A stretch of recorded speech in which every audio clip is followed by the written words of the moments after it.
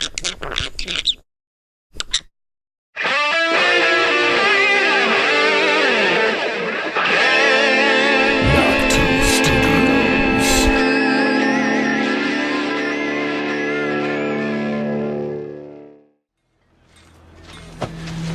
Shireen, what happened to the princess?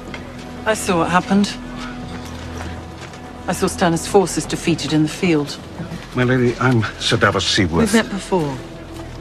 I was Kingsguard to Renly Baratheon. Before Renly was assassinated with blood magic. That's in the past now. This is in the past. Doesn't mean I forget. Or forgive. He admitted it, you know. Who did? Stannis. Just before I executed him. Riding their dead horses. Hunting with their packs of pale spiders big as hounds. It's your hosts, Sir Duncan the Fearsome and Lady Rachel of House Fox. You're listening to Game of Microphones. 7 blessings, crispy calls, and fearless females, and welcome to Game of Microphones. I'm Lord Sterling, Sir Duncan, the spark that lights the fires in the minds of men. And I'm Lady Rachel of House Fox, breaker of bread. And this is episode 96. On this episode of our series Rewatch, we're covering Game of Thrones, Season 6, Episode 4, Book of the Stranger. And in case you're not already aware, this series Rewatch is from the perspective of someone who's current on the show. That means you've seen it up through Season 7. If not, there's still time to catch a blade to the neck in a seduction gone wrong, so you don't have to hear these spoilers. Warning. Spoiler alert. Spoiler alert. The further we get into Season 6, the more I'm like, God damn, this season is fucking awesome. I thought this too. Yeah. Right? I was like, I totally forgot this is this episode where Dany walks out of the Dosh Khaleen. Oh, so man. I was like, when it came on, I was like, holy shit. This is the best episode ever. Because I had like said in my notes, I had already picked a number 1. And then I was like, oh, fuck, this, you know, this is a contender. This is such a good episode. Such a good episode. Why don't we switch it up? Why don't we talk about your number 5 first? Okay, sure. Before we get into that, though, real quick, I just want to mention a theme that I noticed all throughout this episode. Oh, yes. Which is women overpowering or being stronger than men. This is when the tables start to turn. Yeah, and this is like an episode full of female empowerment from every different angle. We have Sansa taking control in the north, basically, and while Jon is weak and tired, Sansa is vibrant and lively and making master strokes for their chess game. Basically, she's getting the plan ready to build the army to defend Winterfell and do all this, while Jon's like, I've been fighting since I left. He's just so weak and tired. Poor Jon. Poor Jon. We have Yara in Pike being the commanding figure over Reek, or over Theon at this point, when she's taking control of the situation, and Pike trying to become the leader in the next King's Moot, while Reek kind of cowers, and it's like, I want you to help you, you know? You could lead. Yeah. I just want to be home. And then we have Margaery, who's the powerful sibling when it comes to her and Loras, and she's trying to impart strength into Loras like Sansa was doing to Jon. And Loras is the broken one in this case. Again, the weak male. Yeah. Then we have Cersei, who, you know, outwits Tommen, gets the information about the High Sparrow, and plans the revolt against the High Sparrow. She's using his son's power to her son's power to her advantage. Right. And then overpowering Kevan Lannister in the process. Kevan. Yeah, taking over the small council, kind of. Then there's Dany, obviously, who is taking position of power by removing every man in her way. Which I love, because at this point, Emilia Clarke had told HBO that she didn't want to get naked for the show anymore. Right. And she actually chose to do this scene naked because of how powerful it is. Yeah. So that kind of goes nicely with your theme, especially her being like kind of the last image that we see. Yeah, definitely. So I love that she chose to do that, because what a strong moment for her as a character. But the red glowing off of her skin and everything is just amazing. She looks amazing. Yeah, it's like one of the coolest moments in cinematographic history. They actually filmed her nudity scenes in a private location. Nice. So it's actually filmed in 2 separate locations. And transposed transposed together. That's cool. Yeah. So I thought that was cool. The feats of technology are amazing these days, you know? I know. It's crazy. Yeah, totally. Good call. That's really neat. Okay, so my number 5 is Sansa is a fucking G now. Oh, okay. Basically.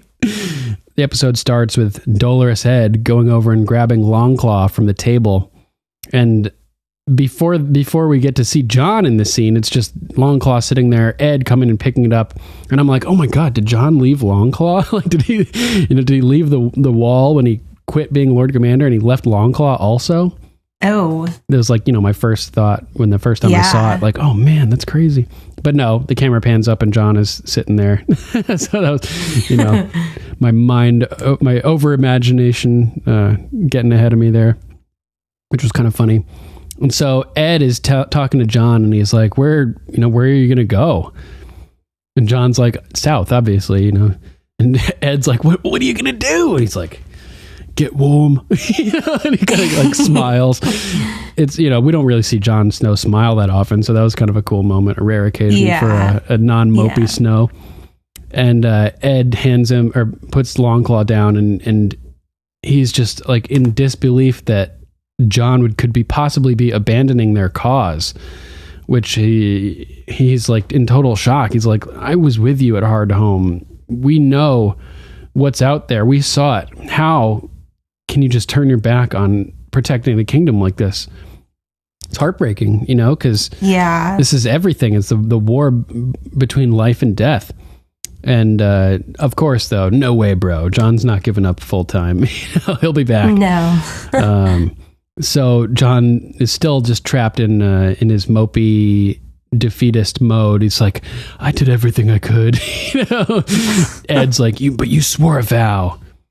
He's like, yeah, I know. I pledged my life to the Night's Watch and I gave my life. And then Ed comes in with the insight, with all of our discussion about whether or not Jon was breaking the oath by quitting, by giving up his command. Yeah. We never brought up this specific quote from the oaths. We should have read the oath, and looked at it more carefully. So Dolorous Ed brings up "for all nights to come," which are those the last words of the oath? Yes, they are. For this night and all nights to come. Yes. So that obviously, if that's the case, then Jon is pretty much violating his oath. That's true. It's hard to. Like we talked about last week, how there's a technical, literal interpretation of the oath, and then there's the metaphoric interpretation where he literally gave his life, whereas metaphorically you'd think it would be like, until you're like really, really dead, all of your, but here literally for all nights to come. So it could be argued that this is an oathbreaker type scenario with Jon leaving his post at the wall. Pretty crazy. Yeah. Crazy. Yeah. So next time we're examining an oath or something, let's actually take a look at the oath. Yes, I think we should do that. And Jon is just freaking out. They killed me, Ed. My own brothers. How am I supposed to stay here? He's fucking scared. And then all of a sudden there's a horn outside. Open the gate. And my jaw drops. As the gate opens to reveal Sansa and Brienne and Pod. And it's like I thought this would never happen. My jaw literally just dropped. Amazing. So Sansa's looking apprehensive as they're riding in, and Brienne rides in behind her, and Tormund immediately is gawking at her, just gaping at Brienne like he's like, oh my god, like she's a literal god. Yeah, totally amazing. And she grabs the hilt of her sword, like, don't look at me, fucker. Yeah. So fucking awesome. I think this was sort of ad-libbed too. Like he oh really? Yeah, they sort of like came up with this dynamic on the spot, I think. Oh, if I'm remembering correctly. Hilarious. It works really well. Yeah. I love it. So funny. So Sansa comes in, dismounts, and she's looking around, and Jon walks out, and it's like, holy fuck. I love his reaction here. Yeah, he's leaning on the railing, and she sort of turns and makes eye contact with him, and he freaks out. He pulls his hands back and like recoils in shock. It's like he's seen a dead person. Yeah, it's crazy.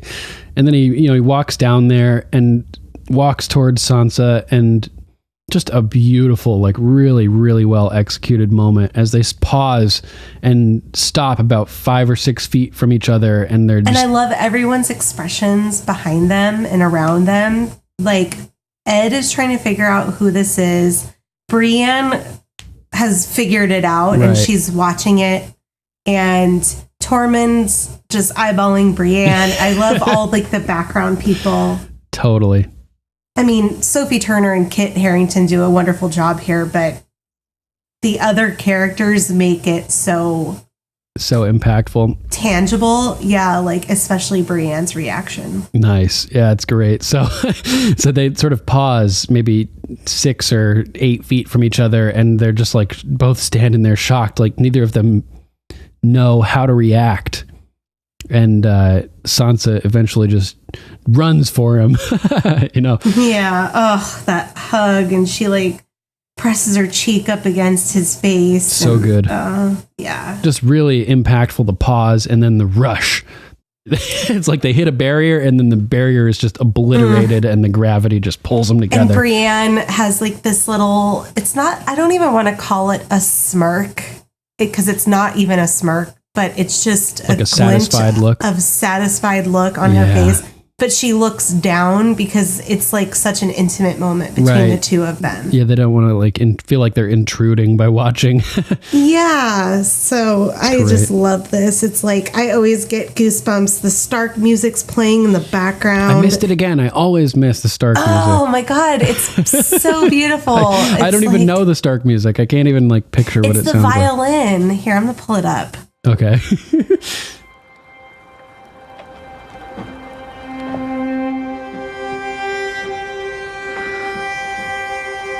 Oh God, it's my favorite theme, I think. I mean, I love Reigns of Castamere too, but oh God, every time the Stark music plays, and I think it might have to do a little bit with seeing the live experience. I'm sure. And there's this one moment. It was the very opening song that they did. They played the violin, and the violinist was in the middle of the stage all by herself. This isn't really much of a spoiler. But they had all of these like leaves falling on her. Whoa. And there was just a spotlight on her, and it was like the weirwood leaves. Oh, red leaves. Yeah, there was this big like white tree that she was under, but oh God, it was so beautiful. So it's like that stuck in my mind. And so now I pick up every time I hear it. Right. Really hammered it home. Yeah. That's great. Yeah. So good.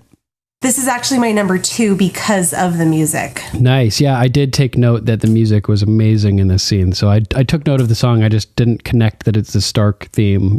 Yes, for some reason. Is. So Jon is in total shock. Sansa is in total shock. Little does she know that she just barely, like almost missed him because he was dead so soon before this. And he's getting ready to leave too. Yeah. So our near misses theme has come to an end here because this is perfect timing.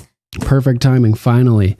And he's He's happy to have a family member to comfort him after his traumatic death experience. She's happy to have a family member comforting her after her traumatic marriage experience. It's just an amazing scene. This is the first time they've been on set together. Yeah, that's what or at least on screen together. On screen, yes, on screen. That's so crazy. 7 years, yeah, because you never realize that they're never on screen at the same moment, even in season 1 when they're both at Winterfell together.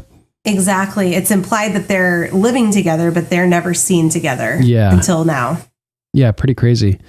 Yeah. So cuts back to inside Castle Black into Jon's quarters. And Sansa is hanging out, drinking some soup. Apparently it's pretty good soup. And they're sort of like reminiscing about Winterfell a little bit, about the kidney pies that old Nan used to make, etc. Yeah. And Jon is so traumatized by what's happened. He's like, we never should have left Winterfell. You know, he's not at that stage yet where you're like, oh, my life experiences have made me stronger. He's like, fuck, we never should have left. Yeah. It ruined everything. And Sansa's like, I could just yell at my previous self, like, don't go, you idiot. Yeah, I mean, yeah. And if I was Jon, I would be saying the same thing, because leaving resulted in the death of basically his entire family. So he probably never will reach that stage where he's like, oh, my life experience has never made me stronger, because it's just a horrible, really horrible life experience that nobody wants to go through. Nobody.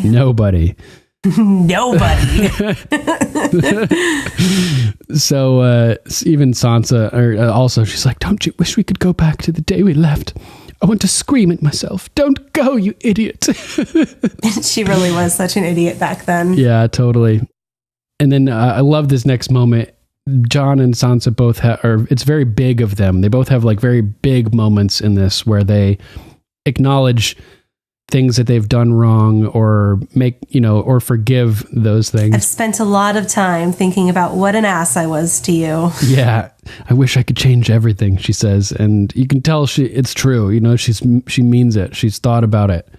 And Jon is taken aback by this. He looks super shocked, but his face also betrays that this is the case. You know, that she was kind of a dick. You could tell by like the look on his face, right? So I just thought it was really, powerful moment, really big of Sansa to bring this up and to apologize. And it shows her maturity level here. Yeah, totally. She's grown up a little bit. Yeah, and I love the way that Jon reacts too. He basically forgives her, and he's like, we were just children.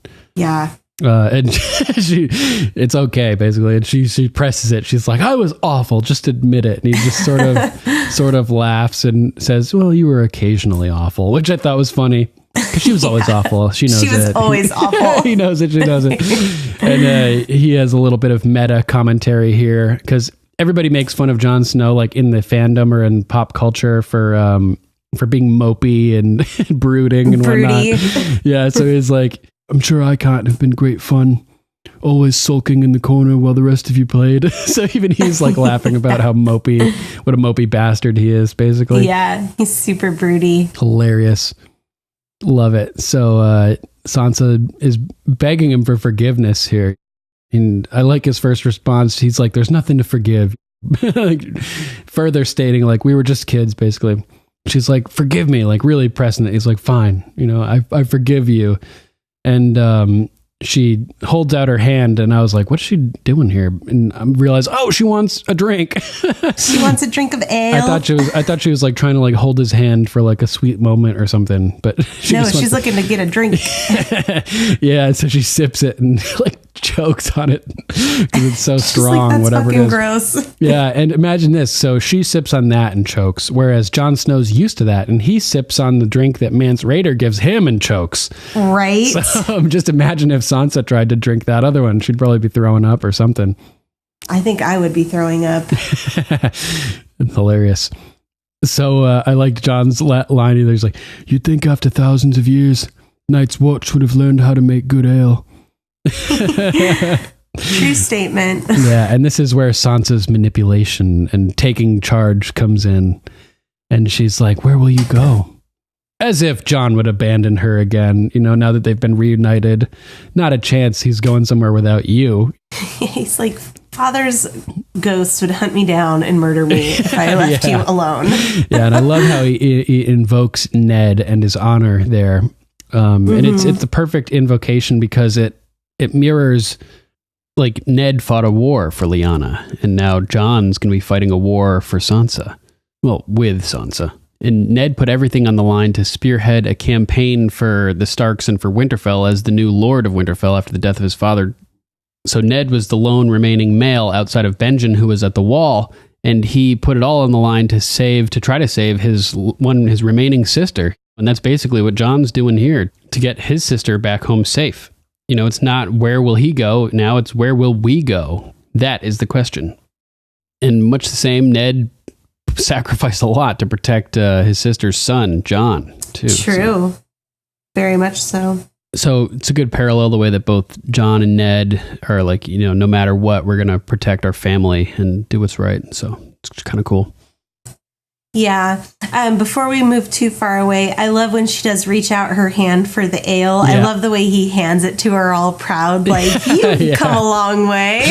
That's so funny. Oh, he has like a little smile and bit. he looks like proud, like, yes, we're drinking together. Yeah, totally. It's great. That little Stark moment. It's so great. I love this between the two of them. After 5.5 years of pain, you know, finally we're getting some good stuff. Yeah. A blip on the map of good stuff. Yeah, of happiness and the reuniting of family and whatnot. It's great. So Sansa's like, well, where will we go? And my mom was talking about the movie My Big Fat Greek Wedding.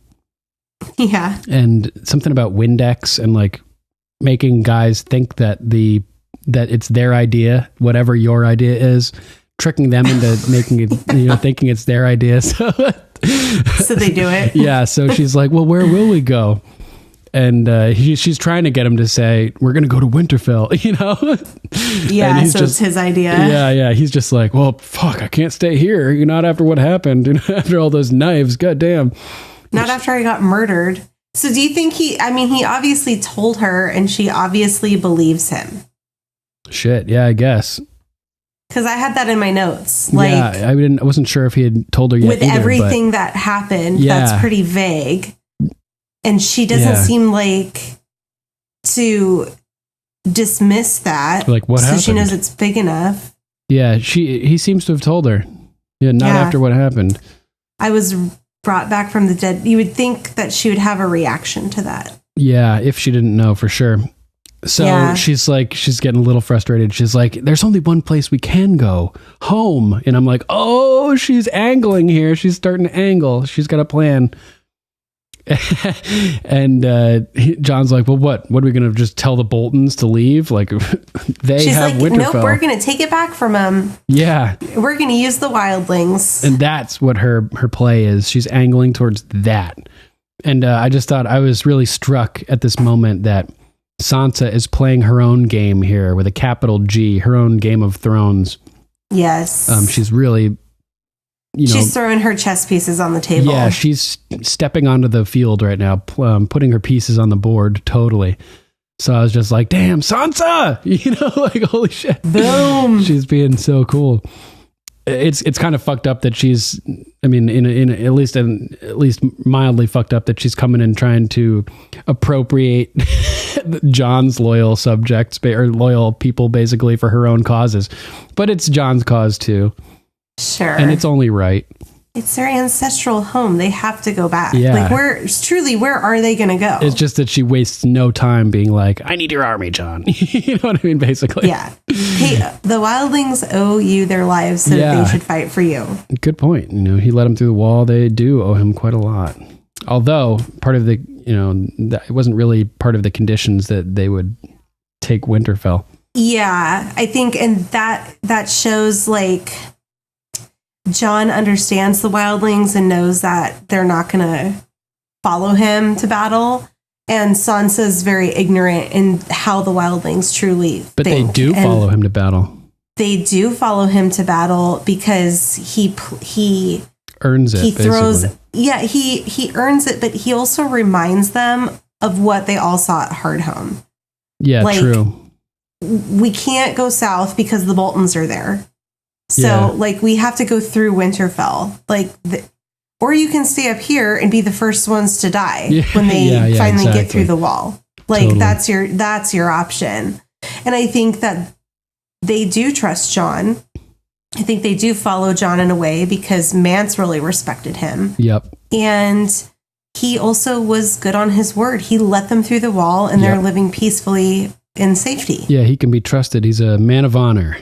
Yeah, so I think when called upon, they do it, but he has to placate to the main reason behind it, not just like the chessboard in front of them. Definitely. Thinking about it now, it's interesting that Sansa had no qualms with the fact that Jon let so many wildlings through the wall.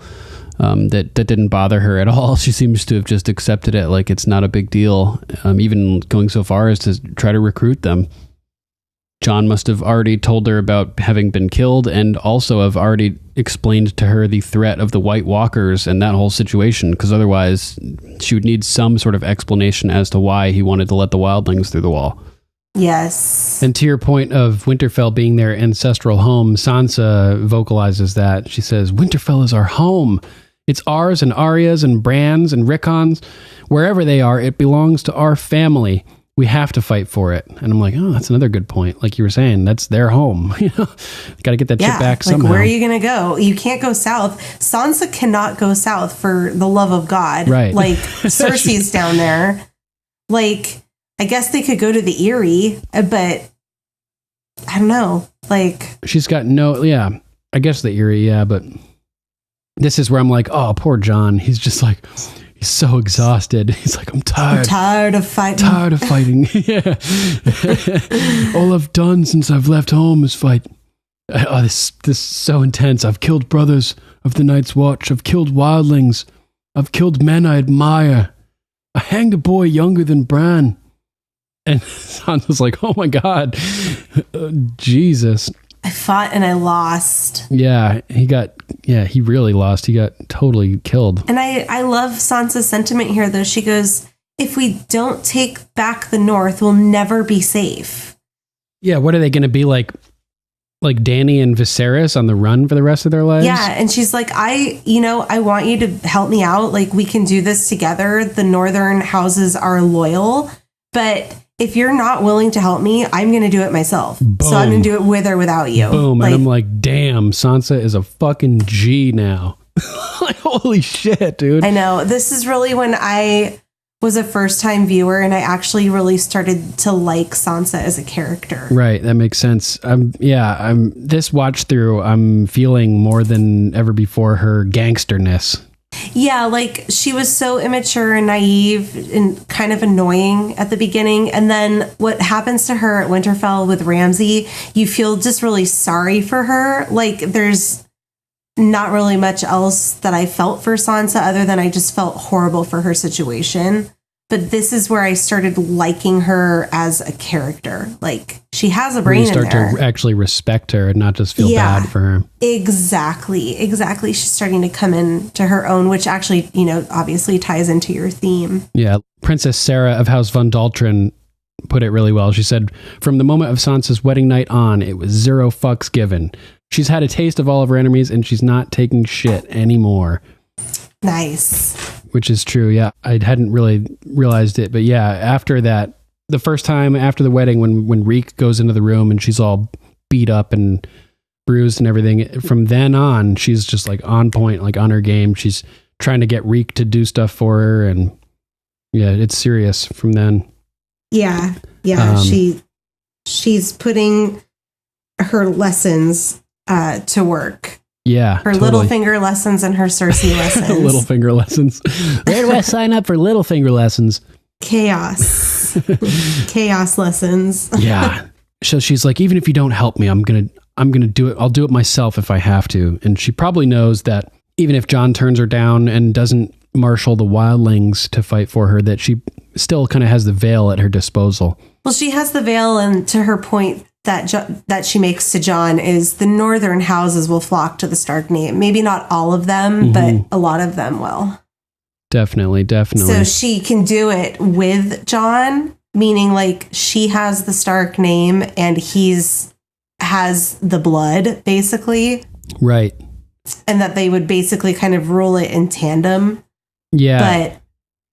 But she, to her point, like, I can do it myself because I have the Stark name and I'm Right. I am Lady Stark. Yeah, I'm Lady Stark. She's the matriarch of the family. So, I mean, she's like, I can do it without you. I don't want to do it without you. I need you. I want to do it with you. But if you can't, handle the heat, get out of the kitchen. Yeah, I'll run the kitchen. So cuts to the final scene of Sansa badassery in this episode where they're eating and we're we're looking around the table, getting a view of all the various foods and everything. And Tormund is staring at Brienne again, gawking, eating his chicken thigh or his turkey thigh. Yeah, as he's eating, just and she's like, oh, like looking around all grossed out. Fucking epic. Like those back and forths between Tormund and Brienne are so funny. Just unsaid tension and annoyance and infatuation. So much of so many things. And we sort of see Ed's reaction to the looks going on between them. He's like, he's kind of like, well then, like that's interesting. Yeah. So, you hear somebody calling to open the gate again, and a rider enters, and there's a letter, a scroll from the Bolton house from Winterfell. I love the guy. He goes, "A letter for you, Lord Commander." And Jon looks at him like, dude, he's like, what the fuck? Not the Lord Commander anymore. But it's still for him anyway, because it's actually for Jon. It's not for the Lord Commander. So he hands him the letter anyway. Opens it. Jon starts reading it. And this is sort of paralleling a letter that he gets in the books that's known as the Pink Letter. Oh, okay. Which seems to be from Ramsay Bolton at Winterfell. He's like, Stannis is dead. Come and see. Like all this stuff. Like it's like this letter, but come and see. Yeah, even crazier. You're like, really? He's such a nutcase. And I love how he's like, to the traitor and bastard Jon Snow, like talk about projection. Yeah, totally. Right. Like projection much. But the Boltons are major traitors. Your dad stabbed Robb Stark in the heart. You stabbed your dad. You killed your dad and you're a bastard. Yeah. He's just rubbing it in. I'm legitimized. You're not, bastard Snow. Come and see. Yeah. He's so pissed. He's like, you've allowed thousands of wildlings to pass. You've betrayed your own kind. You've betrayed the North. Winterfell is mine, bastard. Come and see. Yeah, your brother Rickon is in my dungeon. Come and see. They're like, oh, fuck. His direwolf's skin is on my floor.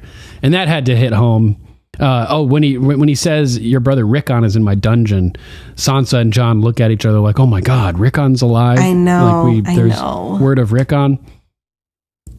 And then the news that the direwolf's dead, and they're like, ugh, like wincing. And I know. And he like, it gets more and more crazy.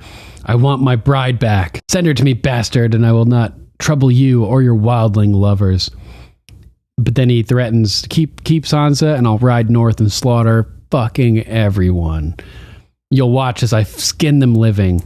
And Jon, like, has to stop reading at this point because he can't read what's coming up in front of Sansa. But she knows it's going to be about her too. Yeah. So she's like, come on, go on, keep reading. And he's like, no, it's just more of the same. And she fucking grabs the letter. And another moment of the woman overpowering the man, basically taking charge and being the stronger of the two. Jon couldn't read it, but Sansa will, And because she's already in this. I mean, like, she knows what a psychopath he is. Right. And she knows that it's going to be terrible. Oh, yeah. And it is. It's fucking so terrible. He's talking about soldiers and dogs raping her and, like, whatever, all this, like, horrible shit. Ripping her apart, your wild little brother. That's what it was. Yeah. Soldiers raping her, the dogs killing Rickon, spooning Jon Snow's eyes from their sockets. That's Come fun. and see. Come and see until I spoon your eyes out and you see no more. And then he signs it, Ramsay Bolton, Lord of Winterfell and Warden of the North. And this is too much for Sansa. She's like, fuck that. Ramsay killed his dad, Yeah. and now he has Rickon. Yeah, and John, because John's like, Lord of Winterfell, Warden of the North, what is he talking about? Sansa's like, he has Rickon. John's like, we don't know that. She's like, yeah, we do. We do. We do. Because, yeah, John didn't know that Rickon and Bran were supposedly alive.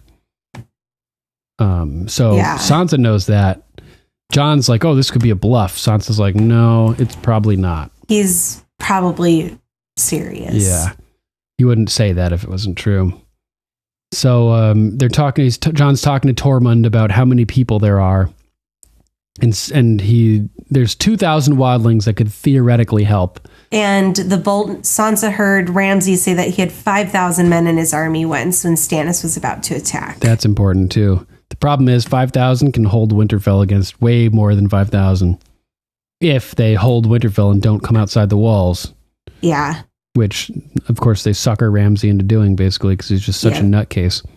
So this is when Sansa is telling Jon what you were talking about. Like, you are the son of the last true Warden of the North. The Northern families are loyal. They'll fight for you if you ask. And he's kind of like looking not confident and like moping further. His moping increases, and she reaches out and grabs his hand and pulls it towards her, emphasizing their connection and their obligation to one another. And she's like, so intense here. A monster has taken our home and our brother. We have to go back to Winterfell and save them both. And John's like, fuck. You know, what can he say to that? Yeah. He's just like, damn it. Finally just nods like, this is what we're going to do. And I thought this was an interesting parallel between Sansa and Tommen, as people that they love have both been captured by crazy people. And unlike Tommen, Sansa's like, fuck this. Gloves are coming off. Yeah, she's done being the victim. And Littlefinger's basically what planted that seed for her. Yeah, she's a true G at this point. Yeah, like stop being a witness to tragedy and like stop being a victim, basically, and go fuck some shit up. Yeah. This is her opportunity to get revenge, not only for Robb and her mom, but for everything that she's endured the past few months. Totally. I would say that little Lady Lyanna Mormont is rubbing off on Sansa, but they haven't met yet. But then again, maybe Lyanna Mormont is just so badass that waves of badassery emanate off of her for miles even before she arrives. The farther north you get, the more you feel her. Yeah, exactly. That's awesome. She's like a beacon. Yeah. She's a beacon of confidence. Yeah, our characters are affected by her presence episodes in advance of her arrival. That's how strong she is. The Force is just so strong. She's got the echo. Yeah, I saw a great picture of the actress who plays Lyanna Mormont taking a selfie with Christopher Hivju, who plays Tormund Giantsbane. Oh, yeah. And the caption is like, and here is the greatest and most strong warrior of Westeros. And Tormund is posing with her nicely. Because it's Lyanna Mormont. Yeah. She's a badass. So cool. So yeah, that's it for my number 5. Just Sansa being a fucking G, basically. Nice. Yeah. Stepping up her Game of Thrones game. Yeah. Anything else you want to add before we move on to your number 5?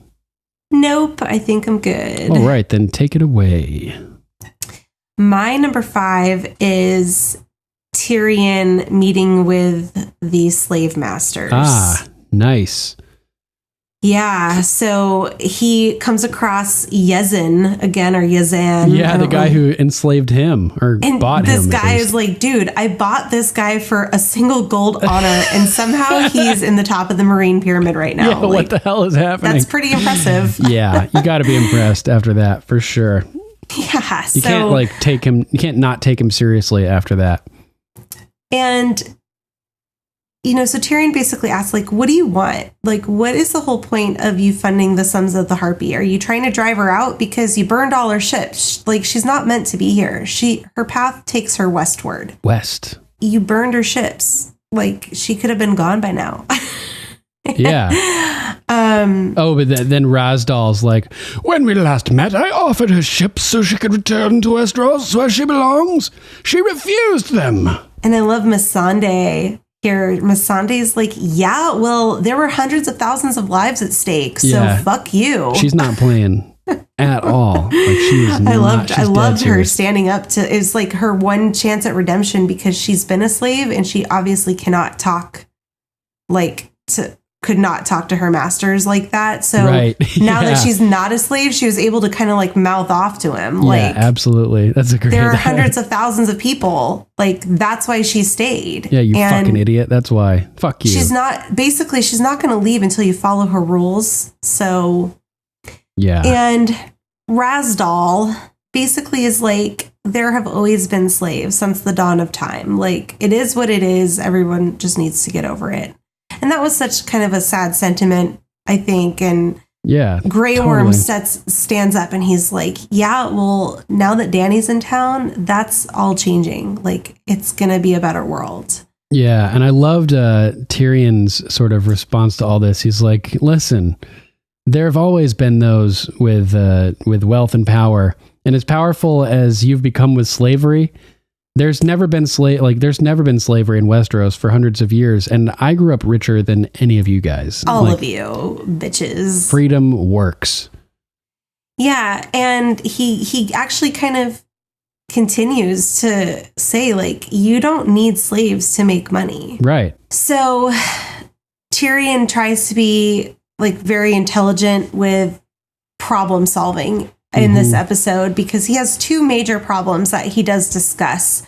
Is he has the slavery problem, and then he has the Civil War problem. Right. And it's like, neither of these issues are going to be solved overnight. So like, let's put one to bed and like let them stew on it and figure it out while we focus on Meereen being on the brink of civil war.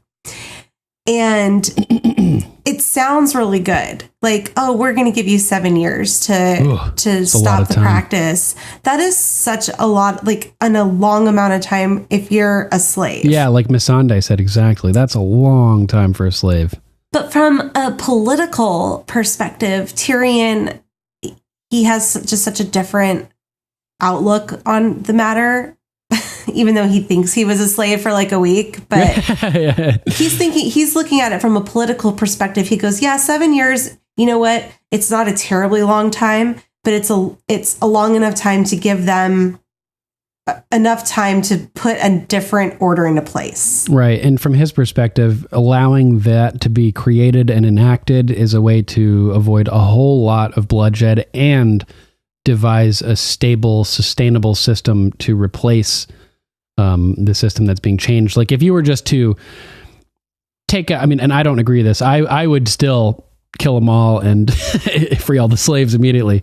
But from the political standpoint, he's thinking like, if you just boom, eliminate all the slaves, all of a sudden, all of the engines of production that the slaves have been working in grind to a halt instantly, and you're basically left with chaos. Yeah, it's true. Which, I would take chaos over slavery for 7 years, chaos and rebuilding. So that's the way that I would go with it. But no, he's just trying to solve a problem, and it's not necessarily the best idea. It's a delay tactic also. It's like you're saying, give him something to stew on while we work on this other thing, and we'll come back to this. Also, Dany's gone. She's still gone. Yeah. She's not even there. He's making terms like this, offering 7 years to end the practice of slavery in Dany's name. He says, here is the Queen's proposal. And I'm just like, wow, this is bold.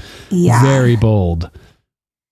Yeah. And so they kind of like look at each other like, oh, well, okay. Yeah. What does that mean? Maybe she'll be gone in 7 years and that won't even fucking matter. Like, maybe they're just going to buy their time.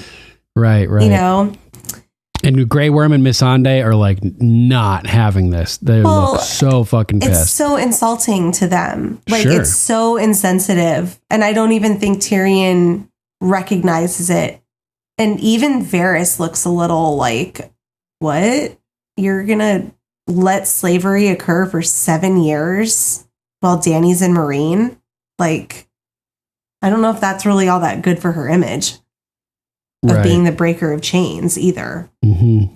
So Tyrion's like, basically, these are our terms, and you're going to cut off your funds for Sons of the Harpy. And Yazan goes, we don't support the Sons of the Harpy, but Tyrion's like, fine, but you will cut it off all the same. Cut off your support all the same. Fucking great. It was such a great little banter there of so political. Good. Like, fine. You don't support them, but you're going to stop supporting them anyway. Like, but you're going to stop supporting them. Fine, whatever. You say you don't support them. It doesn't matter what you say. But when it comes down to brass tacks, you're going to stop. Like, the support will stop. Even if it's not you, like, yeah, fine. And then, as if to not offend Missandei and Grey Worm enough, he rings a bell and enter 3 whores to go sit on these guys' laps. And Missandei is just like, this is not even happening. This is not like how Dany would do this at all. So far from it. Not even close. So funny though. Yeah, he rings the bell, and even I'm like, oh my God, Tyrion. Like, I know, he rings a bell. Like fucking bell. Like a bell. Like, that's funniest so bad. Shit ever. But I do appreciate the sentiment of trying to solve 2 major problems and coming up with an idea, because really no one else has come up with an idea of how to fix it. And his next line is fucking brilliant. He gets up, he's walking out, the whores come in, everybody's all mad. The masters are looking kind of excited. And he says, let us sail on the tide of freedom instead of being drowned by it. And I thought that this is like an amazing, amazing line. Really, really poignant. Freedom is a wave that we're riding, and we're going to be lifted up and elevated by it as a civilization. So hop on the freedom wave or be drowned by it. Basically. It's just so cool. Like, either you accept letting people be free, which is good for everybody, including you, or you will be overturned and destroyed. So fucking awesome. I love that line. Let us sail on the tide of freedom instead of being drowned by it. Yes, I love it. So good. So liberating. Yes. Amazing. Yeah, so that was my number 5. Awesome. What's your number 4? My number 4, following my theme of Sansa being a fucking G. Sansa's a fucking G now. Number 4 is Brienne is still a fucking G. Yes, okay. She's been rolling deep for a while, She's been a badass for a while. She's the OG badass. Yeah, exactly. So the scene starts with Davos and Melisandre. And Melisandre's just looking out over the balcony, contemplating life and existence and things. And Davos is like, everybody's asking each other, what are you going to do? Where are you going to go in this episode? And it's no different here. Davos is like, so what are you going to do? You're going to stay at Castle Black? And Melisandre's like, I'm going to do whatever the fuck Jon Snow says to do, basically. He's the prince who was promised. Yeah. Davos is like, oh my God, seriously, we're at this again. Forgive me, my lady. I thought that was Stannis. And she doesn't even know what to say. She's just like, shattered, walks away from him. Like, knows her credibility is shot. And he follows her, and he's like, this is not okay. Like, I need to know what the fuck happened, basically. So he's like, what happened? What happened down there? There was a battle. Yeah, there was a battle. Stannis was defeated. Like, robotic, like, terse answers. And she's like trying to get the hell out of there. She keeps like walking away from her. Walking away from him. And he just keeps pressing, and Shireen, what happened to the princess? And she was like, yeah, exactly. Like, she's shriveling and I don't want to say. And at that moment, Brienne approaches, and she's like, I saw what happened. I saw Stannis' forces defeated in the field. And I'm like, oh, snap, it's Brienne. And she gets to confront everybody. Like, and she has her sword drawn. Drawn? Yeah. What? I didn't even notice that. Yeah, she has her when sword she walks out. away, it's in her hand. Damn, like Blade Bear? Yeah. Oh, it's in her hand. Shit, I didn't even notice that. That is bugged out. Yeah. So Davos is like, I don't have time for this. He's like, my lady, I'm Davos Seaworth. And she's like, we've met before, motherfucker. You know, I was Kingsguard to Renly Baratheon.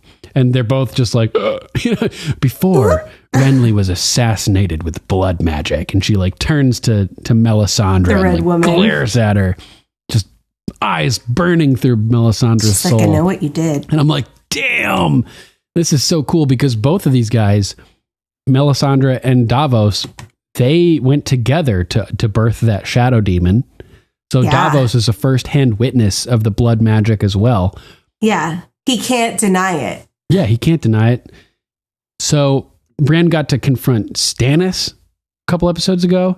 Now she gets to confront Stannis' closest confidants, people that were involved in the murder as well. So I'm like, that's fucking awesome. Before, he was murdered by blood magic. And Davos is like, that's in the past now. You know, trying to blow past it. Like, let's move on. And Brienne's like, yes, it's in the past. It doesn't mean I forget or forgive. He admitted it, you know. Gangster. Like, she's so blasé, like, about it, you know, just so casual. Like, so fucking gangster. And Davos is like, his eyes go wide and he's like, who did? Like, what are you talking about? Well, Stannis. Yeah, just before Stannis. I executed him. Just before I executed him. And both Dun, dun, dun. Davos and Melisandre's eyes just both go wide. Yeah. Like, Davos is like, oh my fucking God, you killed Stannis? Like, and Melisandre is like, she's like, I knew he was dead, but it was you? Yeah. And like, they just both look utterly dumb fucking founded. Totally. You know, she's like just before I executed him, and turns and like drops the microphone and starts walking away. Mic drop. And just feedback and just one of the most epic scenes of the whole series in my Brienne mind. is the OG badass Dude. woman. Yeah, and Davos and Mel, like I said, are just dumb fucking founded. Just like, oh my God, they don't even know what to. There's nothing, like, they can't even say anything. Melisandre just like shrivels away and walks, like floats off in one direction, and Davos is just like staring blankly as Brienne walks away, just like, what just happened? Yeah, for what sure. even just happened? And luckily, because we kind of got thrown for a little bit of a loop, Davos is like, what happened to Shireen? And that's when Brienne says, I saw what happened. So we thought that she was going to out Melisandre for burning Shireen for a second there. Oh, yeah. You know, but instead she just talks about Stannis being defeated and Melisandre gets to slink away without being exposed yet. Yeah. Which is kind of funny. So yeah, Brienne walks away, Melisandre walks away. Davos is just still standing there, blank faced, and just one of the coolest scenes of the whole show. Brienne just looks so regal. Oh, she's so beautiful, postured, and yeah, it's just amazing. Such. I mean, I know she's a model in real life, and they try to man her up so much, like, make her like plain, but her beauty always kind of shines through, even like with that funky haircut and no makeup, like no, you know, like girlish makeup and a suit of armor. Like, she's pretty stunning. For sure. She just seems so like huge and powerful and just like otherworldly. I know. I love tall women. Yeah, it's cool. Yeah. I like women of all sizes. And but yeah, I just like all of I'm the shortest of all of my, so I'm an only child. I don't have any siblings. How tall are you? I'm 5'6". Oh, all right. So I'm not terribly, not too much of a shrimpling. I'm not too short, but so my grandma was super tiny and my mom's super tiny. But out of all of the grandkids, I'm the shortest at 5'6". Nice. And then like the boys, they're all like 6'3", 6'4". And then the girls, though, aside from me, they're all 5'9" and over 5'9". One is even like 6 foot, yeah, if I'm not serious. mistaken. Yeah. So I think great lumbering beasts. I just love it. Like tall women. Sure. owning it. Yeah. Davos and Melisandre are just blown away by her presence and her poise and her like just presentation. And so same with Tormund, basically. There's just a fun parallel that all these people are being blown away by the presence of Brienne. Because she's great. A badass. So yeah, that's it for my number 4. Is just nice. Brienne is still a G. The OG G. Ain't nothing but a B thing, baby. Nice. So what's your number 4? My number 4 is the Small Council. Nice. I like it because last episode, the Small Council kind of got turned upside down onto Cersei. And in this episode, she kind of like writes it back up in a way. Right. She sort of takes control of the operations of the Small Council, sort of. Yeah, because they get up, they're about ready to leave again. They're like, what the hell are you doing here? Like, we told you you're not welcome here. We told you you're not a part of this. Yeah, like, they stand up like they're about to go. They stand up. Cersei's trying to work them from different angles. And she says to Olenna, "You once spoke of your respect for our father because he understood the necessity of working with one's rivals." It's like, really, Cersei, after all you've done to do everything possible to not work with your rivals at all, at any level, now you're coming along with this. And I thought Olenna's response was hilarious. Like, what's left to work with? You have no authority, no dignity. You've been shamed and confined to the Red Keep. You walked naked through the streets. Yeah, like, what? Like, who are you anymore? Like, no you're nobody, one. Basically. No one. And Cersei is like, I don't really care what you guys think right now. I just basically... she's kind of betraying her son at this point. She goes, I just found out that the High Sparrow is going to... Queen Margaery's going to make her Walk of Atonement sometime before my trial. Lady Olenna is like, that cannot happen. That will not happen. And yeah. I love Cersei. She goes, I agree. Yeah, like what? You guys agree about something? Yeah, they give that the nay no. That's not happening. Jaime says, you've got the largest army. Like, bring them into the city and we'll stop Queen Margaery's humiliation. We need to take back the queen.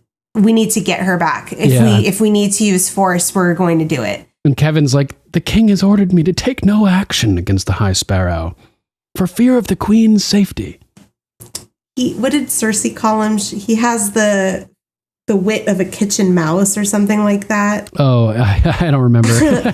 He has. So he doesn't like conflict, basically. Right. So he's like, well, the king has given me orders. I cannot take any action. And Jaime's like, I agree. You're not going to take any action at all. You need to stand down and the Tyrells need to do this. Are you expressly forbidden from standing down? Kevan's like, no, I'm not. Technically, I can. And Kevin's like, well, what if the king needs me? And Jaime's like, it'll all be over before anyone can do anything about it. Yeah, so cool. Like, we're just going to fucking go in there, guns blazing, and just pick the rose out of the hornet's nest. Yeah. And I loved it. Yeah, he's like, when the High Sparrow's in custody, or preferably dead. I mean, let's be honest, we want him dead. And Margaery's back at Tommen's side. Do you think the king is going to be pissed at the outcome? Hell no. He's going to be, like, elated. Yeah, like, you solved all the problems for me. Yay. And then Cersei placates to Kevan because Kevan is being directly impacted by these fanatics as well. I mean, Lancel is his son. Yeah. She's like, don't you want your son back? Like, this is the way we have to do it. He's joined the dark side. Bring him back into the light. And I love Kevan. He goes, well, what if it goes wrong? Like, we'll have a civil war and a lot of people will die. And Olenna, in true G fashion, she's like, many will die no matter what we do. Better them than us. Agreed. And so now I love that because better them than us, they're allies again here. Right. They are joining forces to extract Margaery. So now they're working together again. Yeah, pretty crazy. At least temporarily until Cersei has High Garden taken. Yeah. For now. It's like mob families. Like the Gambinos will fight against the Genoveses for their share of the street. But when somebody else comes in from outside and threatens the prophets and their mechanisms, then they band together to fight against the outside threat. And just all these, I just thought it was crazy. All these women making power moves in this episode. Yeah, Sansa to Jon, Margaery, to Loras, Cersei and Olenna to Kevan here. Dany with her big power move. Well, and I think we brought that up in a previous episode. I think I might have talked about like George R.R. Martin gets a lot of flack for like abusing women the way he does in his story. But I actually, like, in watching it so much and knowing the intricate details of this show, I actually think it's quite the opposite. Absolutely. He's showing them overcoming things and overcoming adversity and hard times, but also like where we have left off in the series, pretty much women rule Westeros going into season 8. And pretty much. I don't think it's not, it's subtle. So I think a lot of people don't pick up on it. And I know the books are super long and even more detailed. So that sentiment might be lost in translation, but I think he completely writes in women as the heroes. And we even get that in history when Arya talks to Tywin about Rhaenys and Visenya. Like, they were two great warriors. Like, totally. They were forces to be reckoned with. So Nymeria also. Nymeria, yeah. So many legendary warrior women. And Brienne of Tarth is a great example of it in the present time. So Daisy I think Mormont also is a big, tough woman. Lyanna Mormont. Yeah. So I think he gives women more credit than I get why women get upset about how women are treated on the show series. People are just so hypersensitive about everything nowadays that they pick out all the details and don't look at the context and the greater implications. Yeah. And I mean, I think it's not just women in general. I don't think men enjoy watching rape scenes either. No, yeah. So, and I wouldn't say that it's women solely that have been making this complaint either. Yeah, that's true. That's true.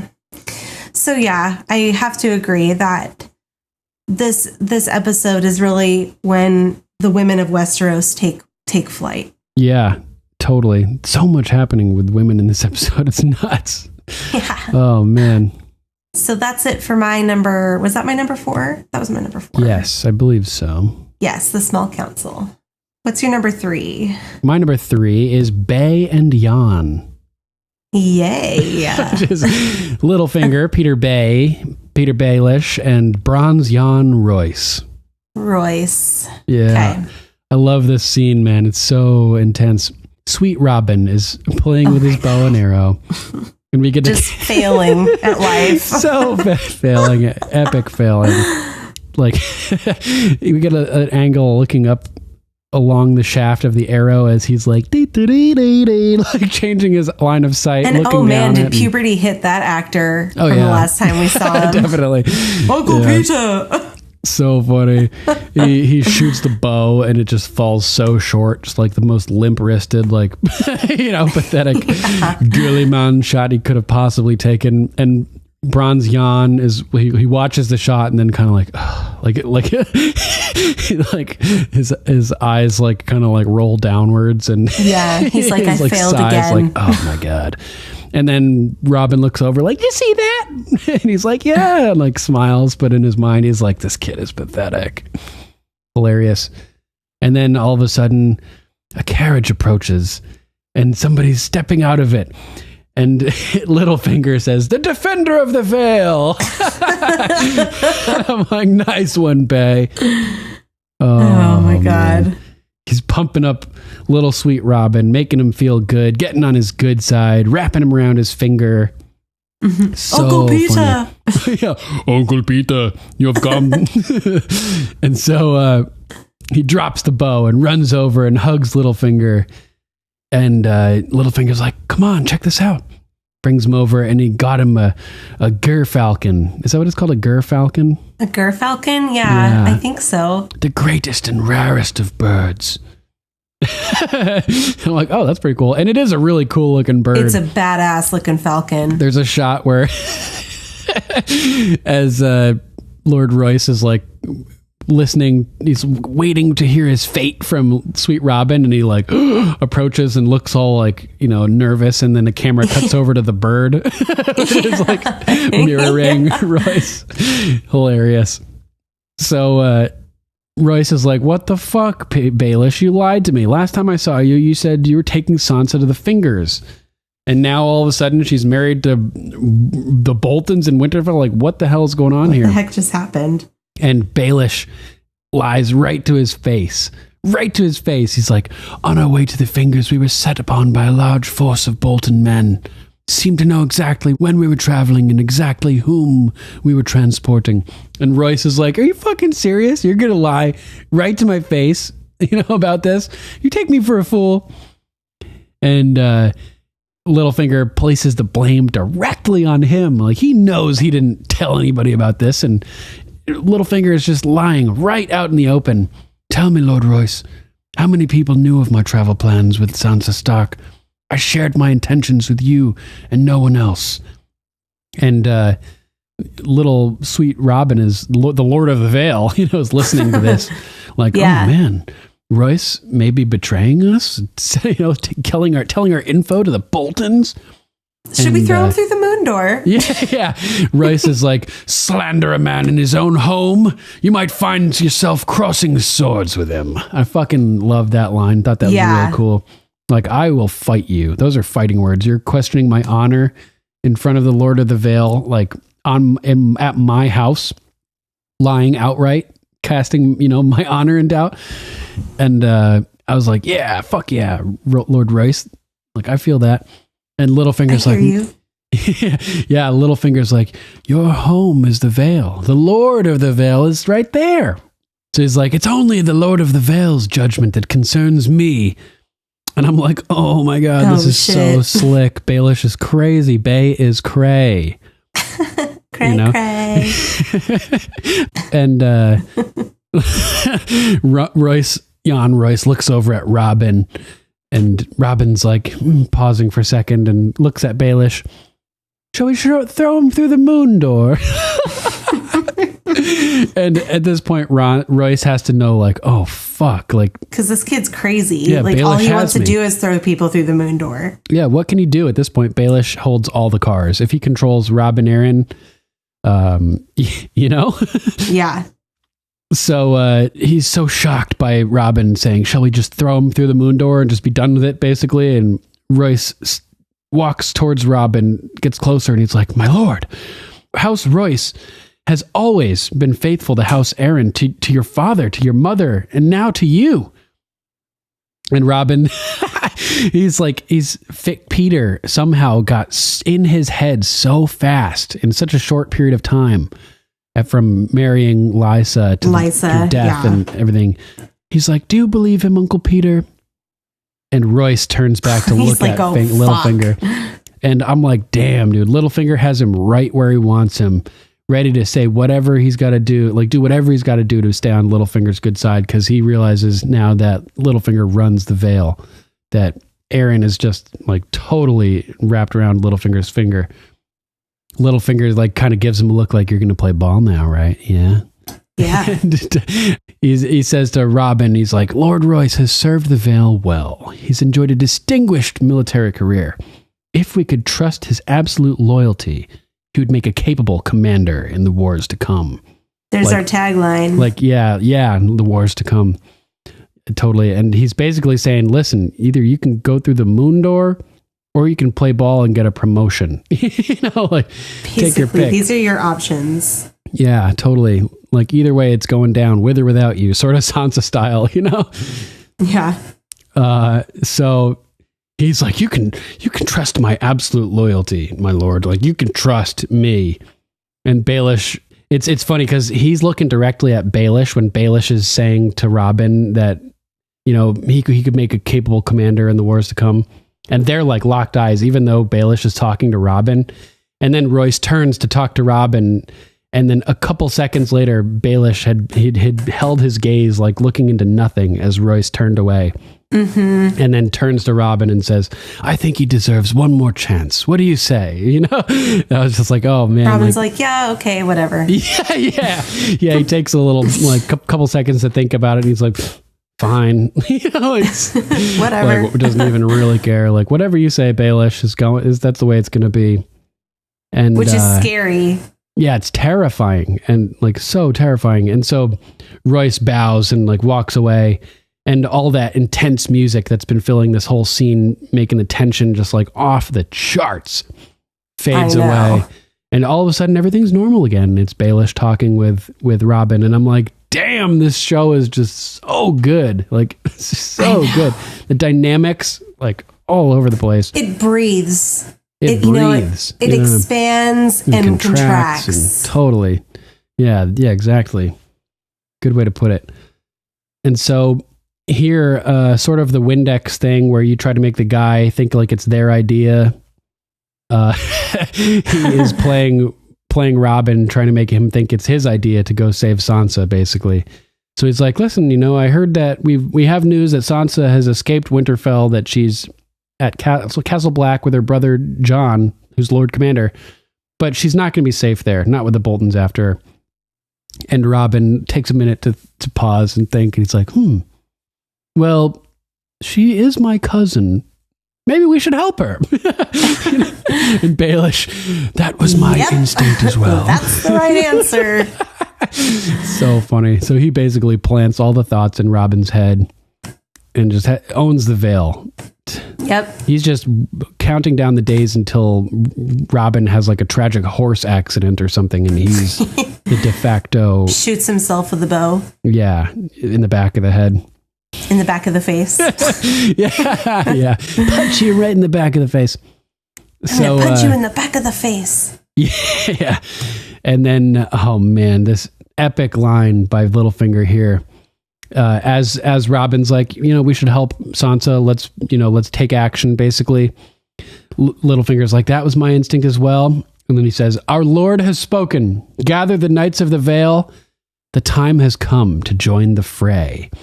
And that is like a major turning point in the story as the Vale of Arryn has been completely removed from all of the fighting and everything thus far throughout the entire series.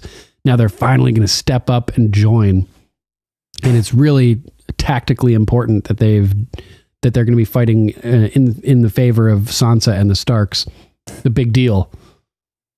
For sure. It's dynamic changing, as we will see, preventing the Battle of Bastards from turning very far south. So basically, goddamn, season 6 is just so good, right? So awesome. So that's amazing. My number 3. How about your number 3? My number 3 is Margaery and the High Sparrow. Ooh. So I chose this because I thought Natalie Dormer did such a great job acting in this. I agree. Scene. Very good job. she's like kind of hunched over in the corner, and the septa comes in, and she basically pulls her out of the cell. Mm-hmm.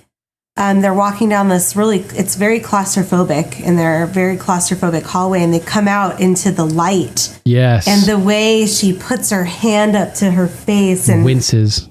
Her eyes, it looks like she was in the dark, actually in the dark. It's to get like that. Right, because it's not like bright in that room. There's a couple rays of light coming in. It's still pretty dimly lit. So for her to be covering her eyes means that she's been in the darkness for a while. In the dark for a long time. Small amount of light is hurting her eyes.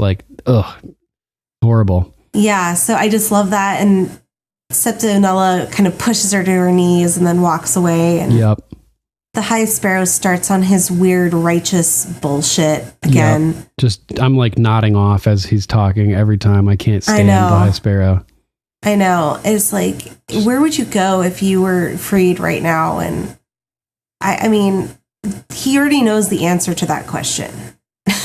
Right. she's going to go back to her family. Yeah. And he goes, yeah, but that means that you're seeking out money, finery, power. Seeking out your family means seeking out sin. It's like, what? Fuck you, man. Like, you can't have a family Yeah, now? like I can't just find comfort in my loved ones. Like, I get what he's saying, like, because your family is indirectly, like powerful. So, like, that's what you're seeking. But maybe she just misses her family. Like, maybe she just wants to see her family. So he gives us his story about the cobbler and his father, the cobbler. Yeah, and that he took over his shop, and he, would put a lot of time and effort into his shoes, and blah fucking blah. My dad was a cobbler, so now I hate shoes and don't wear them. He's basically Willy Wonka, whose dad was a dentist and he grew up to make candy, right? That's awesome. Sorry, I didn't mean to interrupt you. No, that's okay. And so, he's basically like, yeah, I worked because I wanted the things that the rich people had. And one night, like, me and all my friends, we were all wasted. And I looked around at their naked bodies in the morning and realized that that shit was gross, dude. Yeah, those are gross boobs. And so Margaery kind of catches him here. And she goes, yeah, and one day you walked through a graveyard and realized it was all for nothing and set out on the path to righteousness. Book of the Stranger, verse 25. Book of the Stranger, the episode title. Yeah. He goes, the 7-pointed star? And she's like, yeah, except that Unella reads it at me. I like the distinction of saying she reads it at me and not to me. Yeah. Yes, she does enjoy reading at people. She does do that. So Margaery asks him, like, well, what did you do? And he goes, I left. I didn't even put my shoes on. I walked out the door and never went back. And this is where, his fuckery gets worse. He thinks that he's playing Margaery, but Margaery's extremely intelligent. Again, another strong female character. He goes, come, let's go see him, your brother. And it's like, oh, damn. Yep. And so Margaery's onto it. She knows that the High Sparrow is using her to break Loras down. Mm-hmm. And so she goes in and she sees Loras looks like... Right. What is it? Episode 6 is titled The Broken Man. This is our first, shot of a broken man. Yeah. This is like way broken. He's in the fetal position. He's not even in the fetal position. He's just like splayed out. Oh, yeah, that's true. Basically. He's just done for. Yeah, just done for. He's just cooked. Stick a fork in it. Yeah, call it cooked. Good. And she's calling his name and he's not even really responding. And she kind of helps him up and he just starts crying. Yeah. Like, he doesn't even say anything. He just Make starts it stop. crying. She's like, you need to stay strong. He goes, I was never strong. I can't stay strong. That was so strong. Sad. I know, it's so like, rough. What? Super rough. Yes, you were. You were super strong. Yeah, you almost beat up Brienne of Tarth. You're pretty strong, bro. He, physically, but he's mentally. Like emotionally, mentally. I'm just. Yeah. And he goes, Margaery's like, you're strong. You're the future of our family. Because I don't care about any of that shit. Like, right. Have you told them that you don't care? He goes, I just want it to stop. Help me. What do you think she was asking when she's like, have you told them that you don't care? Like, is that something that they would want to hear? Is that something she wouldn't want him to say to them? What did you think about that? Because she seems concerned when she was asking that. I highlighted that because I wasn't really sure what she was driving at here. Mm-hmm. Is she concerned that he's confessed, maybe? Or maybe that he's confessed, that that he's giving in and just, who knows? Yeah, I don't know. Maybe. She's basically we can't give them what they want, basically. So I'm sure what they want is for him to say, I don't care. I'll tell you everything. Just let me out of this place. Or, she's like, don't fucking give in, bro. Don't do it. Bruh. Don't give in. Bruh. Yeah. So she goes, they want me to help you. They want me to help tear you down. That's why he's letting me see you. I know it. And if either of us give in to what they want, then they win. And he goes, fuck it. I don't fucking care who wins. Just make it stop. Yeah. Get me the fuck out of here. And she is shocked to see Loras so broken. She's, it's rough. It's really rough. Yeah, she just like hugs him close, realizing that she can't do anything to make him stronger again. Like he's beyond repair at this point, and she's just like formulating like the next plot in her mind as she like caresses him. Like, what am I gonna do? Yeah, that's so sad. Like he's not any help. He's like the reek, basically, of this at this point. Basically, like this scene sort of parallels when Yara comes in to save Reek, and he's like, no, the master will know. My name is Reek. Yeah, so totally similar type thing where Margaery's coming in here to save him, to tell him be strong and, just keep your wits about yourself. And he's at total Reek mode, just like, let them win. Make it stop. Just leave me alone. Please leave me be. Yeah, it's brutal. Super brutal. Yeah. So yeah, that's my number 3. All right, nice. So on to my numero dos. My number 2 is Jorah and Dario. Dario and Jorah. So Jorah and Dario are continuing on their hunt for the Khaleesi. And I think the grayscale is starting to affect Jorah here. Because more and more he's like getting his ass kicked and he's unable to fight and do physical stuff. Like we'd never seen him come anywhere near losing a fight before he got infected with grayscale. And then he's still pretty strong in the fighting pits at first, but by the time Daznak's pit rolls around, he's almost losing to a couple of those fighters. Just barely survives through that roll move, remember?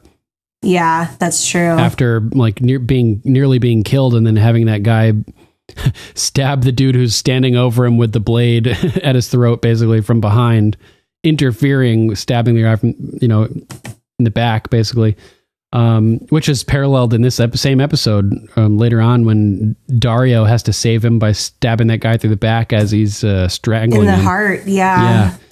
So he's sort of struggling to, he's losing his wind, he's getting winded as they're moving up this mountain crag, and Dario's like, you all right? Why don't you sit and catch your breath? Kind of like... Jorah's like, fuck you. Yeah, being a dick about it, right? Dario chuckles. And man, Dario is going hard here, bro. He's being super bold. He's like, I don't think you could ride the dragon. 20 years ago, maybe. And Jorah's like, what? He's like, our queen. Right. She's wild, Don't let her size fool you. It's hard enough for me, and I'm a young man. You? I don't think your heart could take it. And I'm like, damn, those are fighting words, man. Like, those are super, super, super fighting words. God damn. And it's like, he's just saying it because he can, basically. Jorah is too, like, winded, and he knows at this point that he's stronger than Jorah. And he's also like 20 years younger, if not more. Yeah. I mean, even with the age difference, it would have been a good fight before Jorah was infected. He seems to be becoming weaker a bit at this point, which is, it sucks. And I had totally forgotten about this whole conversation about Dany being wild in bed and how Jorah couldn't even ride the dragon. Like, dude, I don't remember this at all. Do you? Yes, I remembered this scene. Well, that makes one of us. Because he doesn't want to give his knife up. Right. And he also discovers his grayscale. I remember that part with the knife and the grayscale. Just don't remember this dialogue. Oh, really? Yeah. I always laugh about him riding the dragon. Right, yeah. That's great. Instead of the dragon riding him. Yeah. That's kind of funny. Just that little juxtaposition, or like that reversal. Riding the dragon. Great euphemism. So Dario's like, it must make you mad that our queen chose me. And I liked Jorah's rebuttal here. It makes me sad. You'll disappoint her before long. She'll move on. And he's like, yeah, well, I'll disappoint her, before too long. And Jorah's like, listen, we need each other right now, but after we're done needing each other, like, I'm going to fucking fight you, bro. And it's on. And Dario's like, oh, like, I don't even want to fight. Like, what do I have to gain? I thought this was so funny. If I win, I'm the shit who killed an old man. If I lose, I'm the shit who is killed by an old man. And the little back and forth. You didn't get much discipline as a child, did you? None. It's so funny. And it's like Jara. Dario's being a dick here, but he's not even trying to be a dick. It's like almost like he's just having conversation, and he's just like, he doesn't have like a social filter or something, because he doesn't want to fight him, like he's saying. No. It's so weird. He's just doesn't have a filter. Yeah, just being an antagonist, I guess. Yeah. Poking the bear, literally. Yeah, good one. Nice. That was good. So Jorah knows what's going on here because he sees where they are. He mentions the road that goes underneath the horse gate, that they call it the God's Way. And I thought it was cool that he mentions it, because in the books, we get a much grander description of the God's Way. And as you walk underneath these giant horses and are following this path into Vaes Dothrak, placed along the sides of the road are all of these statues and idols of various gods and princesses and kings that they've stolen, that the Dothraki have stolen from their plundering of kingdoms around Essos. That's crazy. I think I remember that's in the first book. Oh, yeah. Totally. Yeah, I remember that from the book. Yeah, it was cool. Like relics and stuff that they had stolen from villages and temples. And yeah, exactly. That they've raided. Yeah, I remember that. They bring all those stolen treasures basically back to Vaes Dothrak and display them on the God's Way here, which is just kind of cool. So we don't get that detail on the show. I thought it would be just kind of nice to mention, give a little cool detail there. And he's like, Jorah knows the area. He's been here before. He's like, that's the God's Way. The other direction, that's the Western Division. There's the Eastern Market, Western Market. He's like, listen, when Khal Drogo died, Dany was supposed to come here and join the Dosh Khaleen with all the widows of the dead Khals. That's where she's going to be. They're going to bring her to the temple of the Dosh Khaleen. And he like, he's just on point. Like, he knows exactly what's up, which is cool. And so he stands up and starts undoing his belt. And Dario's like, what the fuck are you doing? Man? And we're reminded that it's forbidden to carry weapons in the sacred city of Vaes Dothrak. So they got to sneak in unarmed and pose as traitors, heading for the market if anybody catches them. The Western Market. Yeah, the Western Market. And so he's like, but if they see weapons, we'll be busted. There's nothing we can do. And Dario, I love this line, you're asking a dog to hand over his teeth, which is a great metaphor for humans with their weapons. Since our teeth are shrunken and, and everything like that, we had to come up with tools to defend ourselves, whereas animals have these vicious teeth and fangs and stuff like that. So kind of a cool metaphor here. Yeah, and for sure.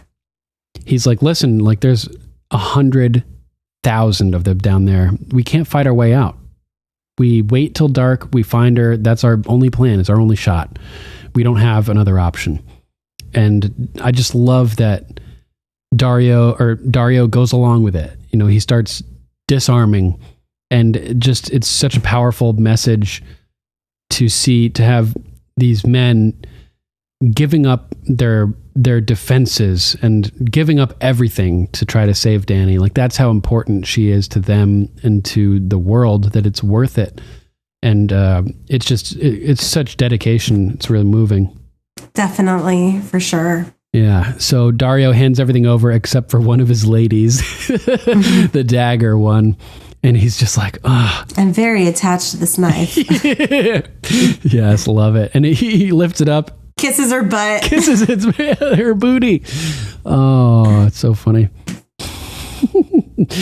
And so Jorah reaches out to take it, and he realizes that his grayscale is exposed, and Dario sees it, and he sort of covers it up and pulls his hand back, and Jorah tells him, like, don't worry, it didn't touch you.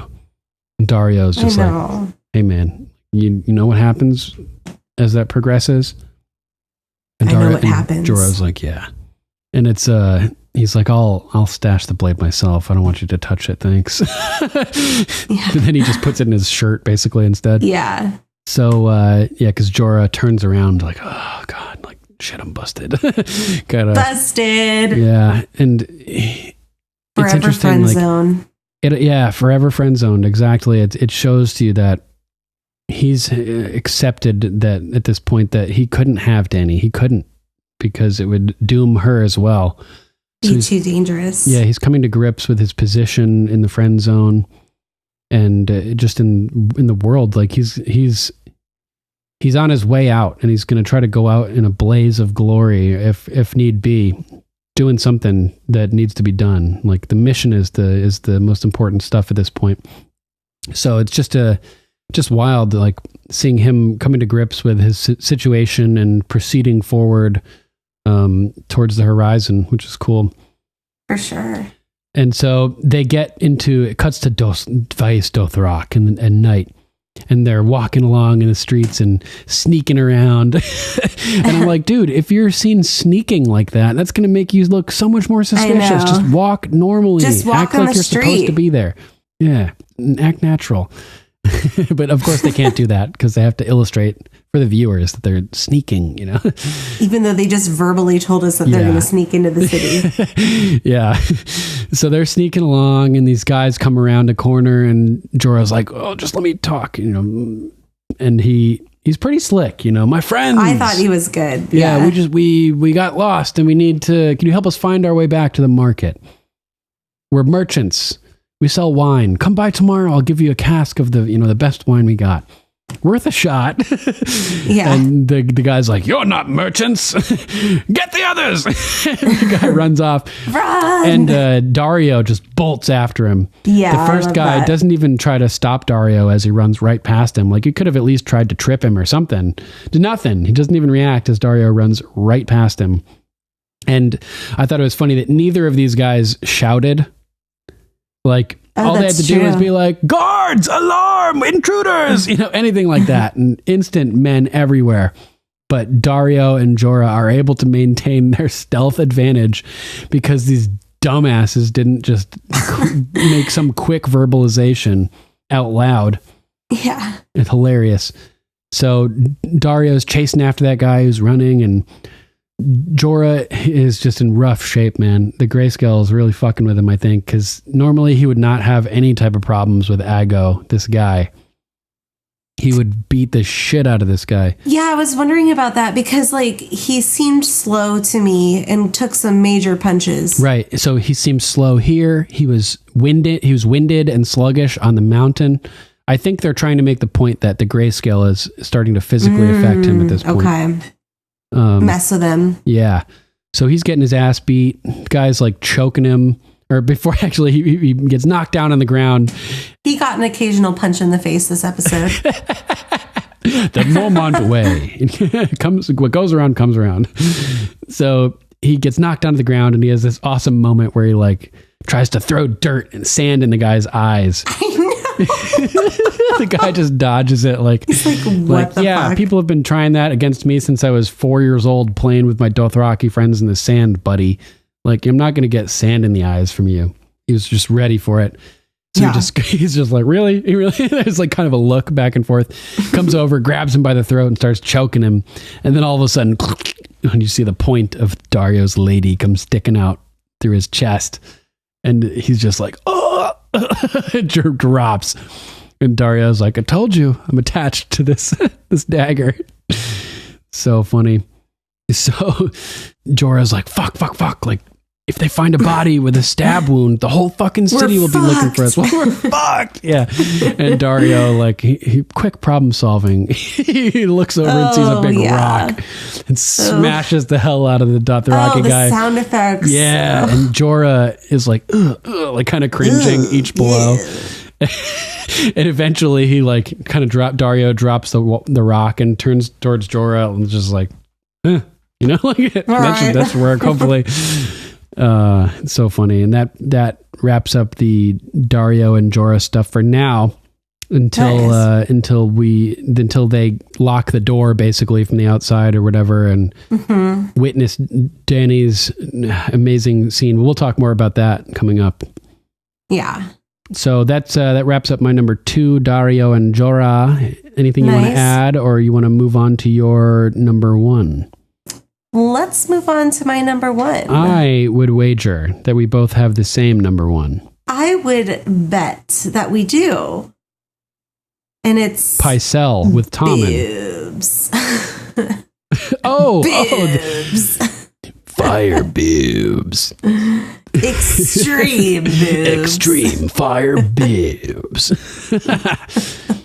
Oh, man. Yeah. So I love this. Me this too. Whole thing. So good. Yeah. I love that it mirrors the birth of the dragons. Yep. But just on a grand scale. So many. Yeah. She's now in front of not just one Khalasar, but 3 Khalasars. Right. And it's not just a pyre. It's even more than 3 Khalasars, isn't it? Aren't those all calls in there? Oh, is that what it is? They're all calls? Yeah, I thought there were like 3 main calls and the rest were blood riders in there. Yeah, I don't know. Whatever it is, there's a lot of... There's a lot. Yeah, there's a fuck ton of people. Like more than usual in one place. And all of the Khalasars are there. Oh, it's just such an amazing moment for her to step out. Like, these people should have been following her from the beginning. You know, like they left her so quickly, and now it's like her redemption. Like, what the stories that you heard are true. Right. Yeah. Even like the women of the Dosh Khaleen who have probably heard some of these stories. I mean, most of Drogo's Khalasar abandoned her before the event where she freed everybody and became the mother of dragons. So we don't know how much word got back to the Dothraki about this.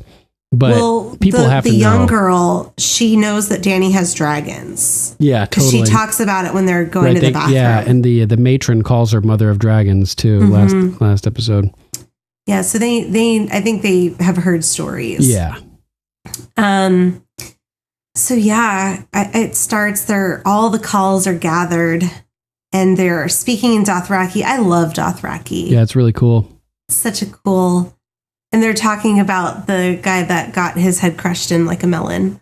They're like, it's forbidden to spill blood in the sacred city. There's always a little bit of bloodshed here. Somebody crushed his head with a rock, man.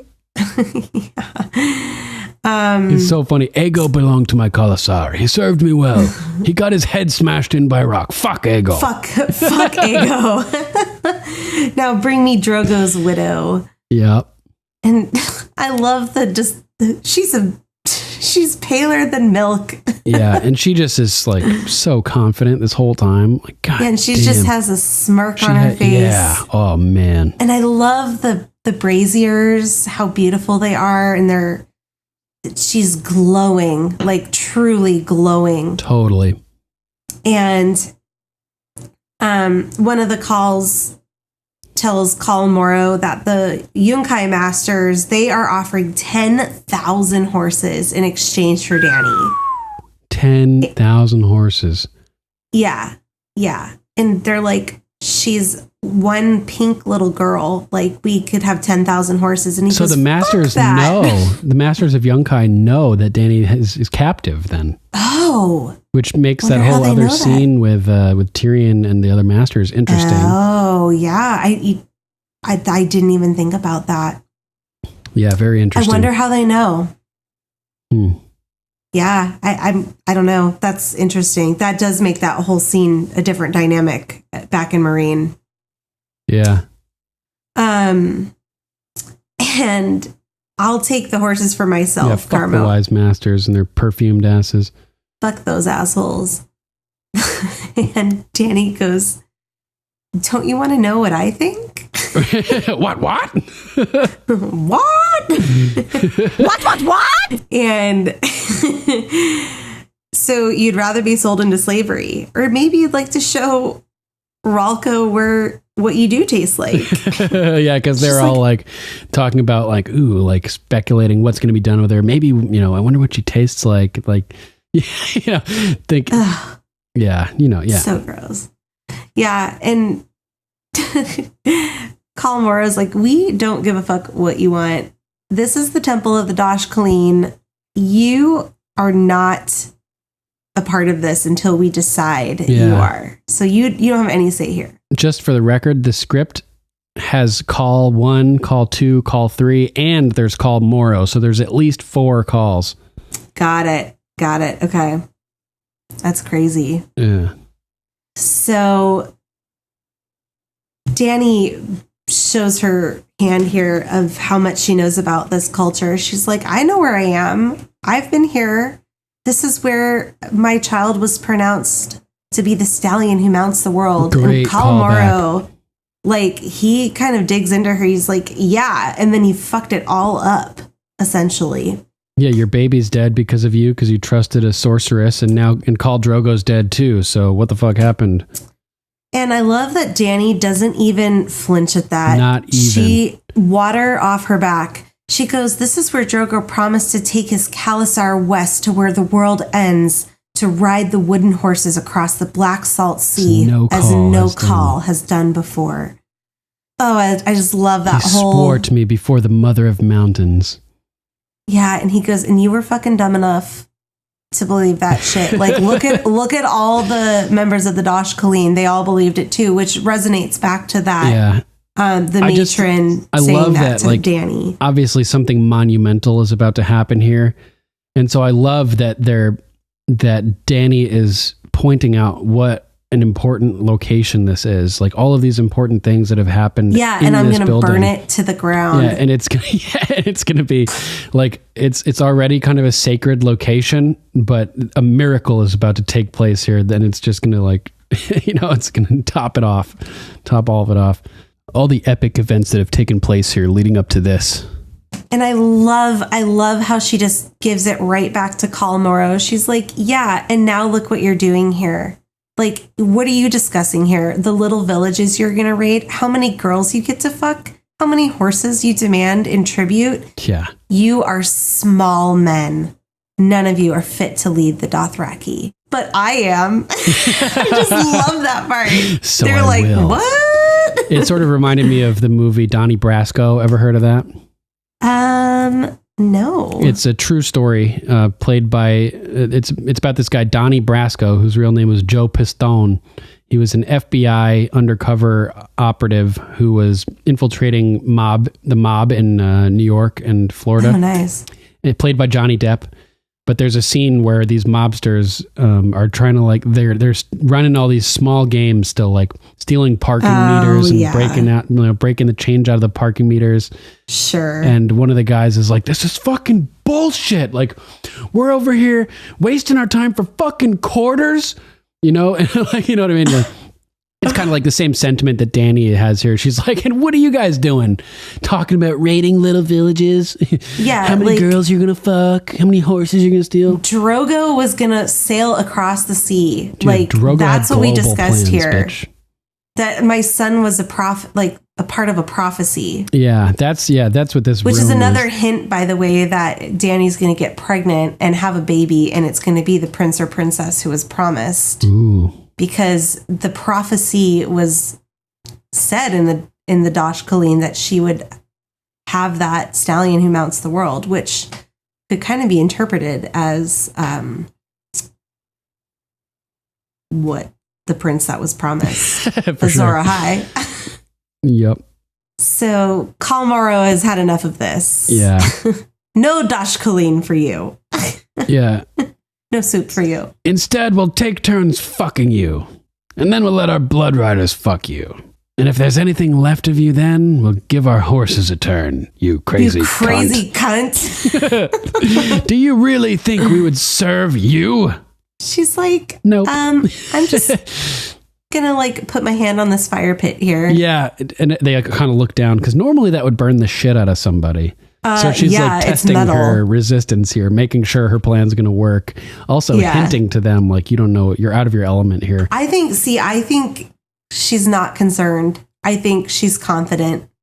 She places seems her hand on super that and she's confident. like, look what I can do. Yeah, you're I right. can hold hot metal in my hands. She's I am just showing absolutely able to lead this Khalasar, and you're all going to fucking die tonight. Yeah. The guy, he's like, do you really think we would serve you? She's like, no, but I think you can die.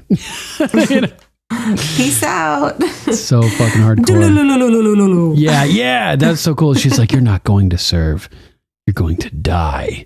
And that dragon sound, like you just did. I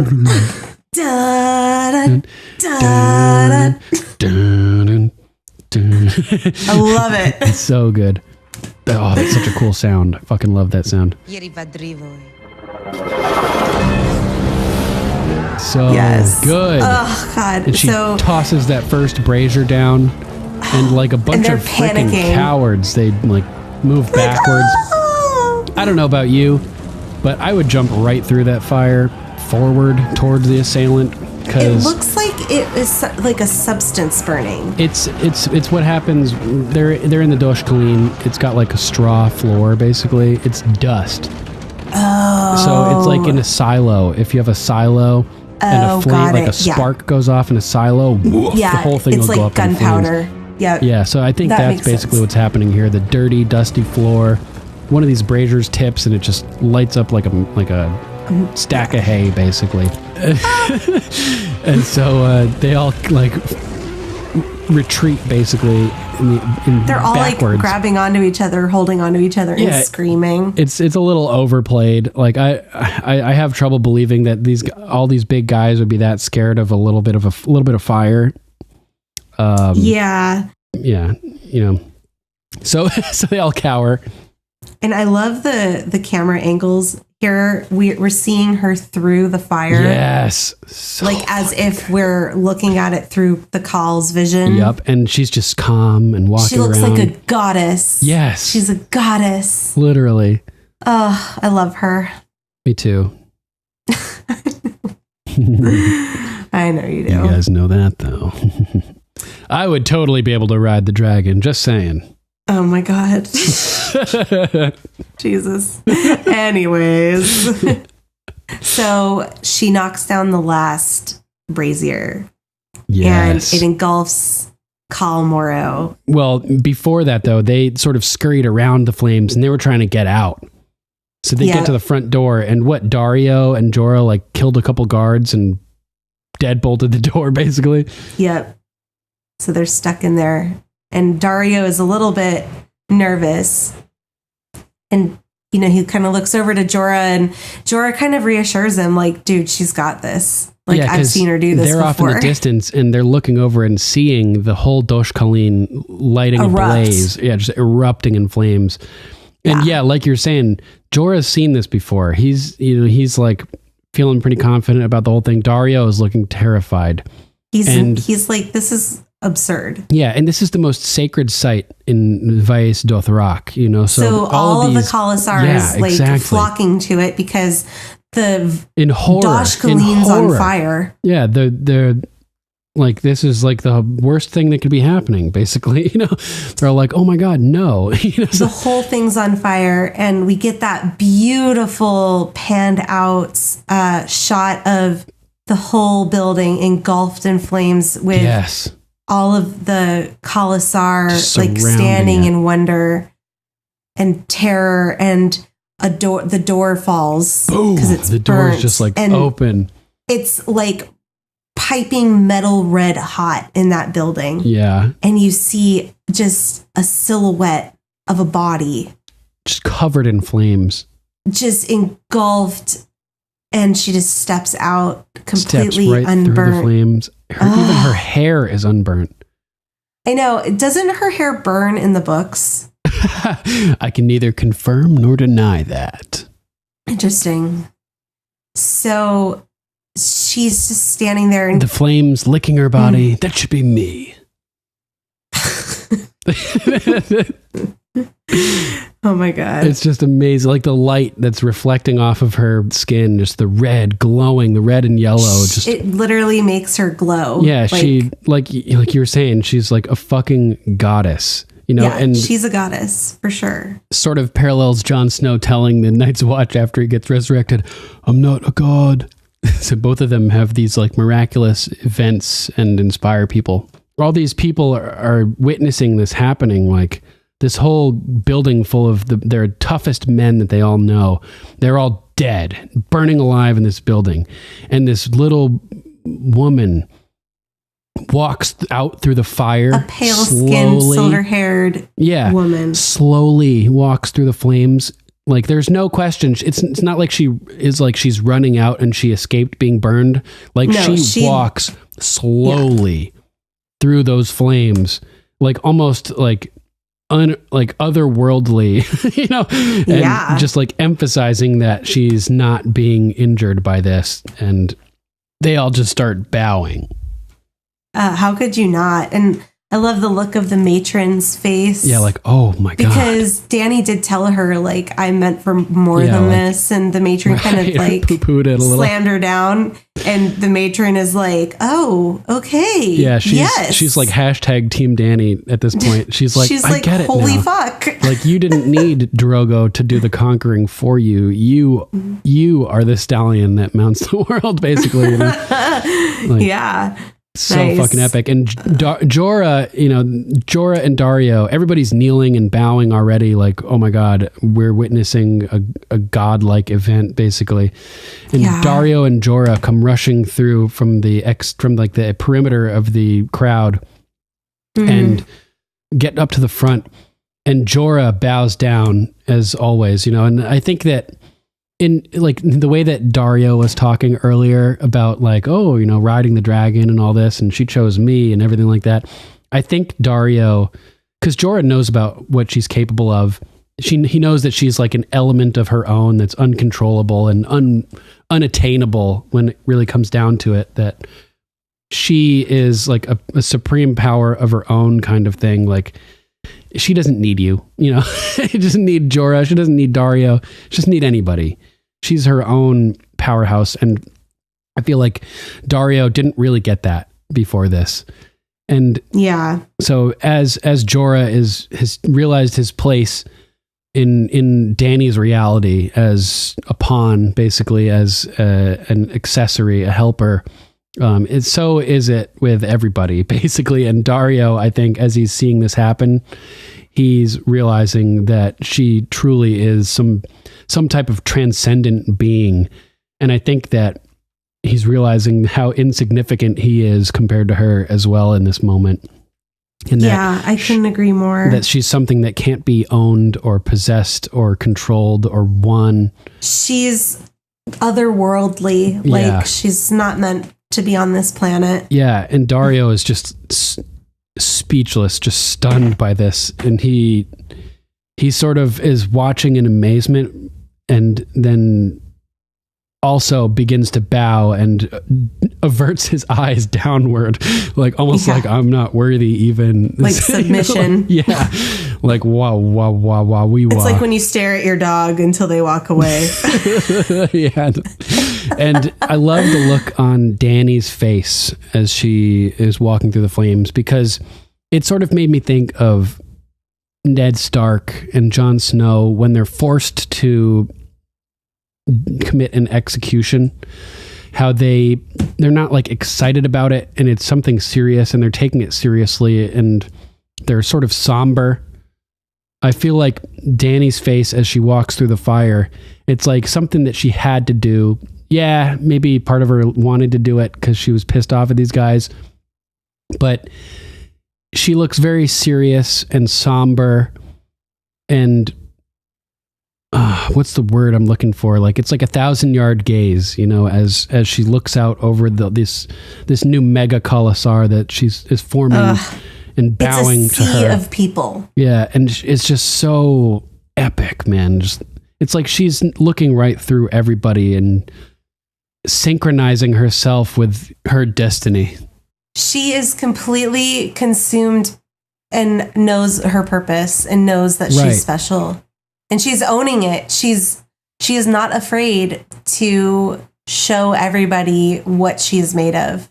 Yeah, she's making a statement like, yeah, I'm this powerful being, but at the same time, she's like showing her humanity by not relishing in the destruction and not being so like super into it, like bloodthirsty. She seems very collected and, you know, and that look as she scans the crowd, it's like, I feel like she's sort of like having like a synchronization moment there where she's just like scanning everything and everything is like centering again, and like this new plane of reality is being formed and the dust is settling around her, and she's just sort of watching it all happen as she becomes the powerful center of everything again. And she's like the sun, you could say, and like the center of the universe, the center of the solar system.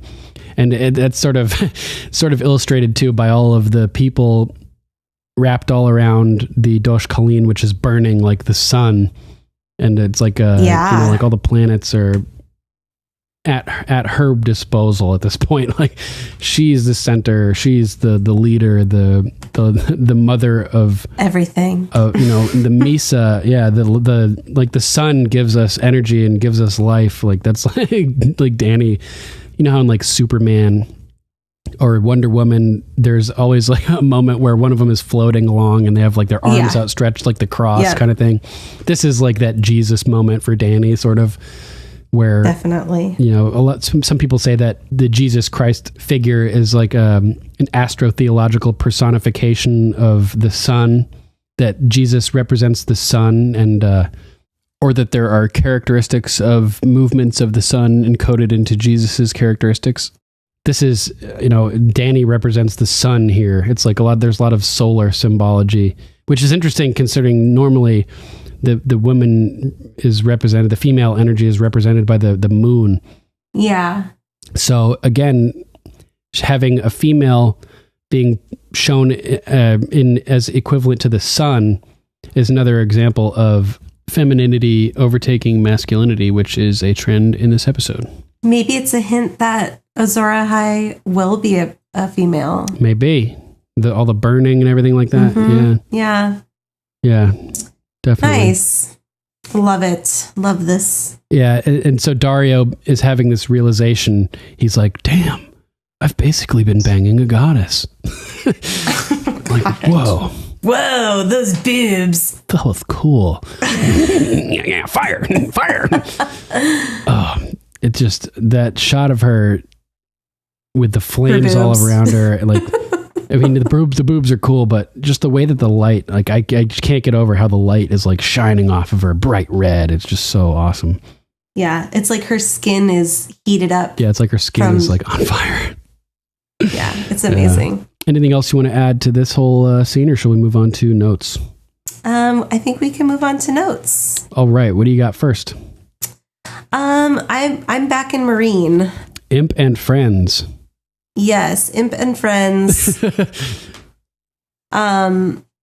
So Grey Worm is pissed. He's like, "Why are you inviting the enemies into our territory?" Basically. Yeah. What the fuck? And Tyrion, as a clever man once told me, we make peace with our enemies, not our friends. And did you figure out who he's talking about here? It was Varys, right? I think that he's talking about Peter Baelish, but we don't actually ever see Peter Baelish telling this to Tyrion. We see in season 1, episode 7, Baelish is trying to reason with Ned Stark and get him to go into peace talks with the Lannisters to make Joffrey the king. Right. Mm-hmm. And he's like, fucking, you know, he's like, no, basically. And Baelish is like, listen, we that's why they call it making peace, you know, because they're our enemies. So Baelish says this to Ned Stark in season 1, episode 7. Maybe, I'm not sure where Tyrion heard it, but, you know, it's interesting either way. For sure. Yeah, so Grey Worm's like, dude, fuck that. I don't make peace with any enemies. I kill the enemies. Yes, that's the military approach. And how has that worked here in Meereen? I'm going to be a diplomat. Yeah, totally. So... Love it. Yeah, so Melisandre is like, yeah, our queen tried to make peace with the masters and they tried to murder her. Yeah. So, what are you doing? And Tyrion says, we enter these negotiations with open eyes. Trust me, my own recent experience with slavery has taught me the horrors of that institution. And Melisandre, yep. Yeah, how many days were you a slave? Long enough to know. Not long enough to understand. So, what's your next note? Oh, I guess we're still in Marine, huh? Yeah. Yeah, so now we get to, after the meeting with the slavers, we cut to Tyrion and Missandei and Grey Worm entering to meet with a group of people representing the citizens of Meereen. And they're super not happy, not stoked about the fact that the slavers are meeting with diplomatically in Meereen. They're like, what the hell? Our people have been killed by these people and you're inviting them into the city now, like to drink wine with them and hang out. And there was some funny some funny poor Valyrian translations again by Tyrion, which is always, a good laugh. Yeah. But these guys speak the common tongue, they say, so saves Tyrion a little bit. Thank God. Yeah.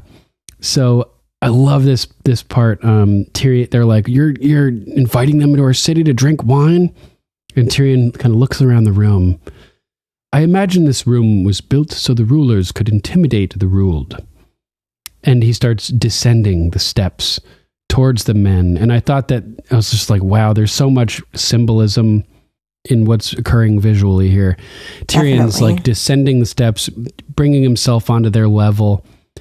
They've taken this pyramid, and which is built by tyrants, and they're using it now, the structure, to elevate the people. And I just thought that, so much is being said as he's walking down the steps here without actually having to say it. You know what I mean? Yeah. It's just really, really cool directing. Definitely. So if he's like, but I'm not your ruler. I am not the breaker of chains. I'm not the unburnt. And I'm certainly not the mother of dragons. And they're like, right, you're a fucking stranger here. So why are you representing Marine in talks with our enemies? And his response is pretty good, because our queen chose me as her advisor, until she returns from her travels. And they're like, wait, when is she going to return? And I like soon. Yeah, Tyrion just has to bullshit about it. It's like, soon. Yeah, you have my word. We have some people working on it. And they're like, well, we know Grey Worm and we trust him. So like, what the fuck? And Grey Worm, what's up? Yeah. And Toro Canudo. Yeah, Torgo Nudo. I thought that was cool how they used like the Valyrian words for Grey Worm there. It's cool. Yeah. So they're like, yeah, what's up, Grey Worm? You want to drink wine with these men now who tore us from our mother's arms and sold us at auction like cattle? And much like Jon and Sansa having big moments of character in this episode, I feel like Grey Worm and Missandei have similar moments here. It's an opportunity where he could lash out emotionally and take the side of the people and create division amongst the leadership in Meereen. And instead he stays super calm and collected and very diplomatic. He's like, I'm just a soldier, not a politician. But if there's a chance for peace, a just peace, we should take it. And I really liked the emphasis of the sentiment of a just peace, which I agree with wholeheartedly. As I'm sure Tyrion does as well. Tyrion doesn't want, he wants a just peace as well. Yeah, totally. Very diplomatic. And immediately they're like, Missandei, what about you? Can you talk some sense into this fucking imp? Basically. Just like, I agree too. Yeah, the same thing with her. She's like, I don't trust them. I'll never trust the masters. But as a wise man once said, we make peace with our enemies, not our friends. And sort of the way that you mentioned somebody looking like a proud father before. Who were you talking about? Oh, Brienne. Right. Brienne, like looking down because she was watching Sansa and Jon meet up again. Yeah. So here, it's Tyrion's turn to look like a proud father as Missandei parrots his quote that he just gave to her. And I love how Melisandre is using the "a wise man once said" line, especially because this is second time that Tyrion has used it. And the first time he said, "A wise man once said that history is just a series of great conversations in elegant rooms," right? Yeah. And she's like, "Oh, who said that?" And he's like, "Me, just now." It's like hilarious. Most people would die laughing from that. But it just sort of like flew right over her head, and like she was not impressed, So I think that Tyrion is particularly happy here that she's using that specific line because it failed at first, and now it's starting to sink in with her, and he's like, "Oh, she's really coming along," So funny. So really, again, very diplomatic by Melisandre, and they're maintaining a front of unified power for Meereen in Dany's absence, which is super important to keep order, basically. And I think that as great as their misgivings are for Tyrion's strategy here, I'm just really impressed that they were able to publicly maintain that unified front and stay on his side and figure out a way to convince the people to go along with it while still leaving room for future changes, basically. Definitely. In tactics. So that was really cool. And then it cuts to them outside now, walking down towards the seaside. And Grey Worm is pissed. He's like, so "Do not pissed. use me for your lies." Yeah. I'm like, "Oh, snap." And Tyrion's like, "Those men respect you." And he's like, "Yeah, they fucking respect me. Like, don't drag me." I'm loyal. Yeah, they know who I am. Yeah. I'm loyal. They know I'm loyal. And Tyrion's like, "So do I." Like, I just put my reputation on the line for you, and I don't even know you. Yeah, and if you, I'm loyal to Dany, not to you. If you betray her work, you are my enemy. I'm like, damn, Grey Worm is like, he's, telling him like it is at this point. And he's like, "Listen, I'm not betraying her work. I'm trying to save the city." And Melisandre is like, "What the fuck? Like, you said they could keep slavery, For 7 years. Yeah, and he's like, "You're right. Slavery is a horror. It should be ended immediately. War is a horror. It should also be ended at once, like right away. But I can't do both today." We're going to have to just figure these things out as we go along. I'm doing the best I can here, people. Yeah, let's tackle one issue at a time. Right. And Grey Worm's like, "You can't trust these masters." And I like Tyrion's response. He's like, I really don't. But I do trust in that they are self-interested, basically. They're selfish pricks. And if they can be convinced that our option is in their self-interest, that, that'll work for us, basically. And Grey Worm kind of calls them out. He's like, "You're wrong. You are wrong to trust these people." Yeah. You don't understand them. We're not human in their eyes. They look at me and they see a weapon. They look at Melisandre, they see some fucking whore. And Tyrion kind of turns it back around on him. He's like, "They look at me and they see a misshapen little beast." I love his next line. Here. "Their contempt is their weakness. They'll underestimate us every time, and we'll use that to our advantage." And this is just a brilliant mind for strategy we see that Tyrion has. And you want your enemy to underestimate your capabilities. Just like Ned Stark, he doesn't fight in tournaments because he doesn't want people to know what he can do. He's a secret warrior. Yeah, let them think you're weak and then fucking crush them. Yeah. Boom. Done. Finito. Yeah. So I thought that was really cool. He's just such a brilliant strategist and just really like a genius. And that means that Germ really is the genius, and Dave and Dan and stuff for writing all this, because it's really philosophically poignant. Amazing. And, very well written. So really cool. And Grey Worm is like, "You're not going to use them. They'll use you. That's what they do." And we'll see about that. We'll see what happens. We'll see who's right. We shall see. We shall see. What do you got next? Dany and the Dosh Khaleen? Yes, the Dosh Khaleen. So they're all talking shit about her, and she's watching them talk crap about her. And the matron tells her, "Some of us don't think that the Dothraki should breed with foreigners. They are stupid old women." Who's she talking about? There was like a group of older women like snickering and talking about Dany. Like they were looking at her. So, and Dany saw them doing it. So the matron was like, don't pay any attention to them. They're talking shit about you because you're silver hair. Oh, you're going to dilute the bloodlines. I got it. Gotcha. Yeah. And she goes, well, this one's Lazarine. Her call found her hiding in a well. God damn. She's like, how old were you? And the girl was fucking 12 years old. And a year later, she bore her call a daughter. Ugh. And she got her ribs broken because of it. Right. You'd think, wouldn't you imagine that the Calls would want to have male heirs? So why would the Call break her ribs for giving him a daughter? Oh, a daughter. It was a daughter. Right. Yeah. Right. Just answered my own question. It's like, what? Damn.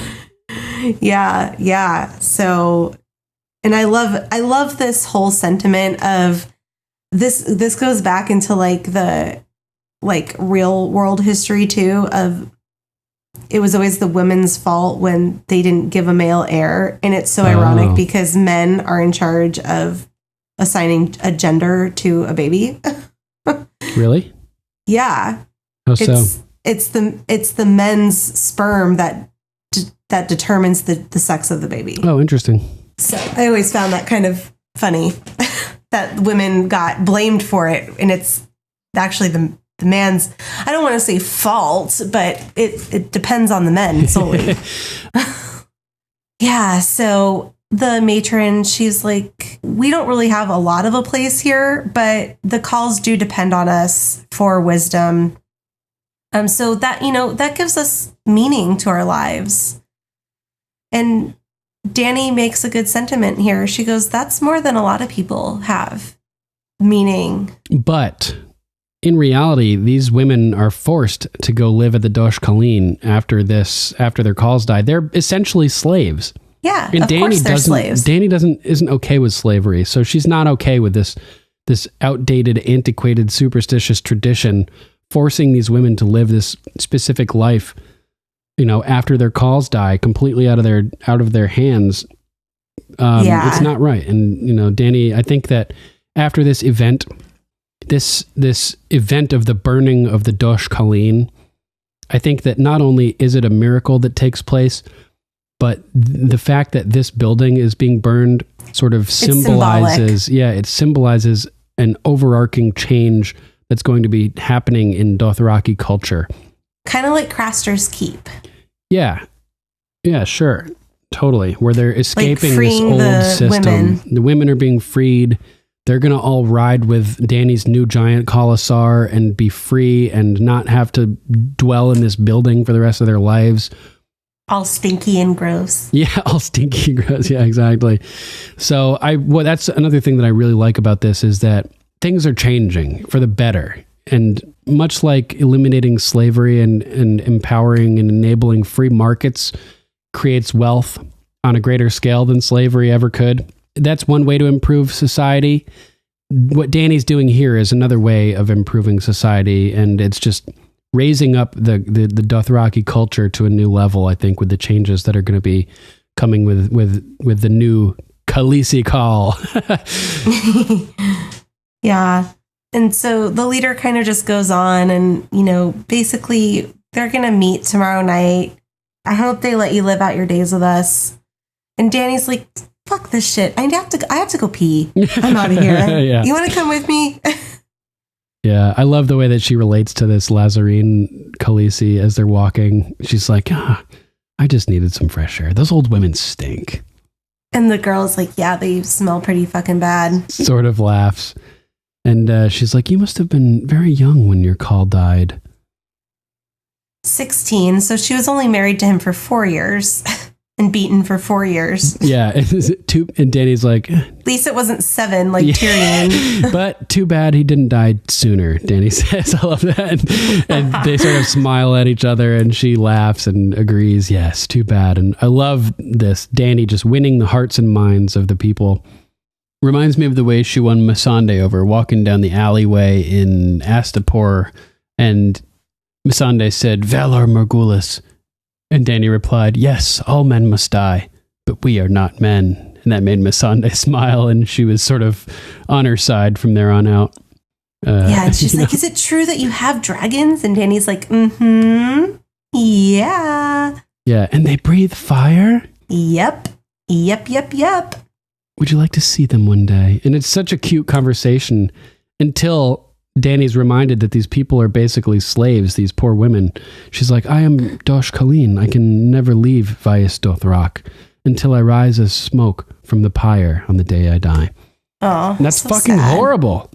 I'm like, goddamn, these women are basically slaves. This is no good. And yeah, Dany knows too, like the Dosh Khaleen is going to burn. This whole system is going to be changed, and we're going to bring in something better that's going to, help everybody. It's awesome.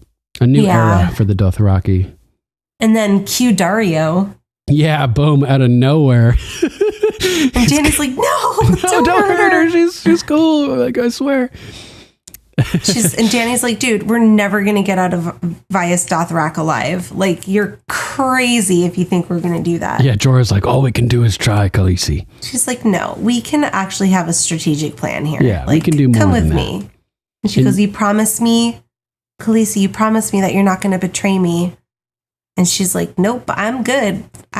You're my buddy. You had me at, he should have died earlier. you had me at, it would have been like, too bad he didn't die sooner. Yeah, so. She's got a loyal devotee there with this girl, the Lazarine girl, for sure. It's definitely a cute conversation. Mm-hmm. Yeah, I like I like that girl. What notes do you have next? I'm sailing to Pike. Actually, next I have Pycelle with Tommen. Oh. So Cersei walks into Tommen's chamber and hears Pycelle talking to Tommen and giving him advice and everything. And Cersei's just not having it at all. She's like, what are you doing here? He's like, I'm a member of the small council. And she's like, is this a small council meeting? And he's like, well, no, but I'm here to lend my support and wisdom. And Tommen gets the hint. He kind of like looks down like, oh God, she's never going to stop being a bitch unless I just get him to leave. He's like, thank you for your counsel, Grand Maester. That will be all for now. Thank you. Get out of here. Yeah. It's like, geez, anything to end her bitchy attitude. That's the look I got, like that I interpreted that Tommen had on his face. And so Pycelle walks out. He's like, your grace, and starts to leave. But as he's leaving, he like flashes like a like smile at Cersei. I love how slowly he walks out of the room. It's amazing. And the camera just like sits still and like emphasizes how like exaggerated it is. And we know that he can walk fast and like move. And so he's doing it extra slow. Yeah, staying in character. Oh, that's great. I love that whole like aspect of Pycelle. It's so interesting. Yeah.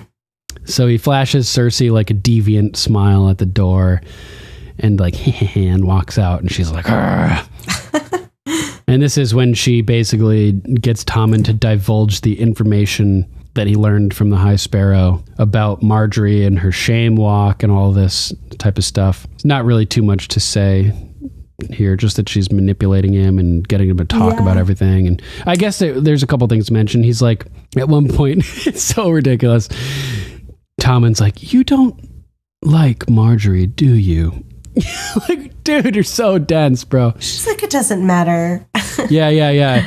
Whether or not I like her is completely unimportant. Yeah, like to the prophecy, she could have finished.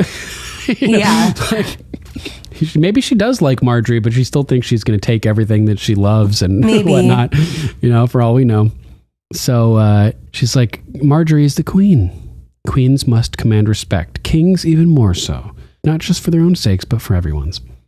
And she's sort of turned, obviously. She's turned against the High Sparrow here. She starts talking shit. And this is when Tommen divulges all that Margaery information. Yeah. And she ends out the scene by basically saying, I'm your mother. You can always trust me. And I'm like, no, don't trust her. Don't trust her. Oh, damn, brutal. Yeah, big time. Taking a ship to Pike? Taking a ship to Pike. Oh, and it's so creepy.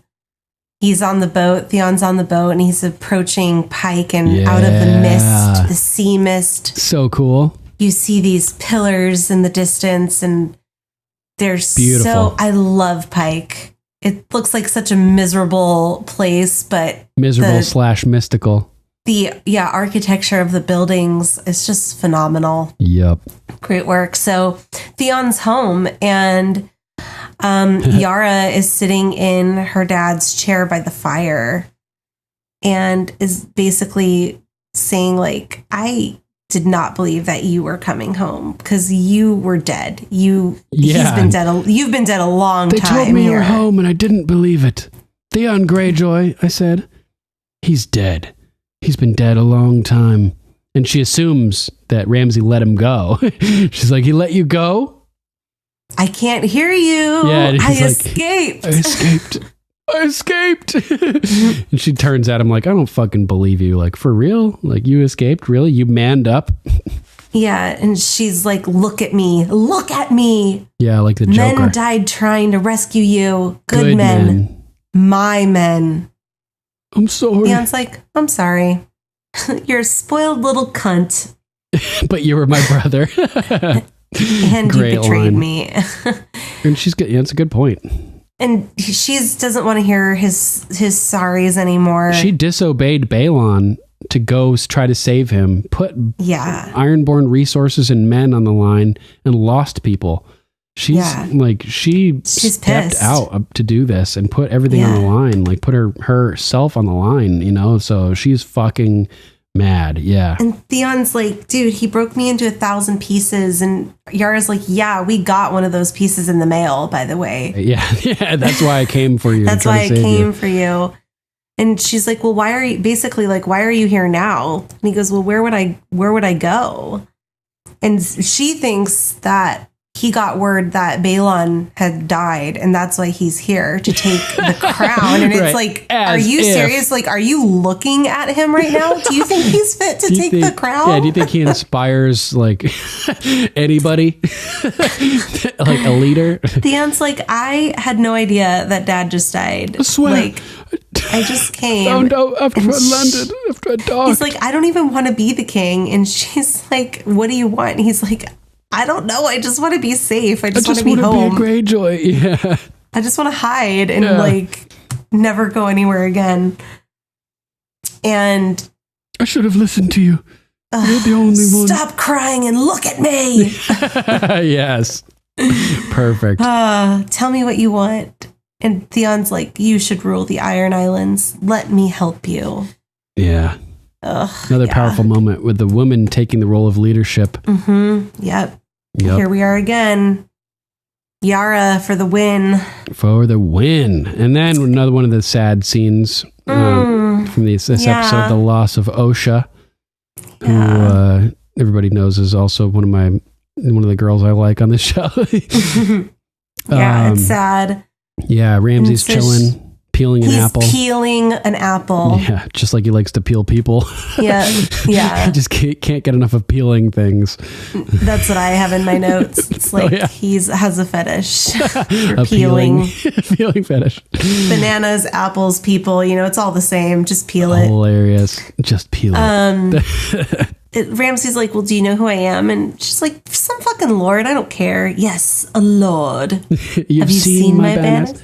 The flayed man. Do you eat them after? He's like, what? He's like, does that worry you at all? She's like, well, then I've seen worse. It's cool. I'm not afraid of you. And she really should be. Oh, yeah. But when she says, then I've seen worse, this look comes across his face like he's so turned on by that. Yeah. He's this is a woman you can hang like Miranda could potentially. Yeah. So he's like, well, you serve the Starks. And she goes, yeah, well, they put me in chains and a sword at my throat. So I serve them, which is not, it's kind of true at first, but she loves the Starks. It is true. Like she's telling the truth. It just so happens that after that, she came to like really love and respect them. Yeah. Yeah. Man, she lucked out.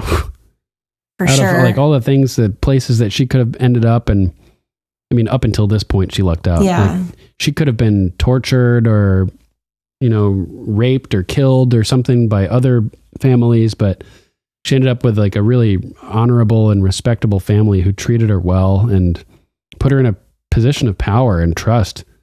Yeah. So Ramsay's like, well, why are you still protecting Rickon then? And she's like, well, I could sell him. I didn't get any wages while I was working for the Starks. And Ramsay's like, well, he's not yours anymore. He's mine. Yeah. So what use could I possibly have for you? I'll give you what you want. Are you sure you know what that is? You're going to get stabbed in the neck and probably flayed later. Yeah. She's like, oh, I know what it is. The same thing men always want. And when they really want it, they give it a bath first. And the first thing that he said to her was, they cleaned you up nicely. So we know she's been bathed. Yeah.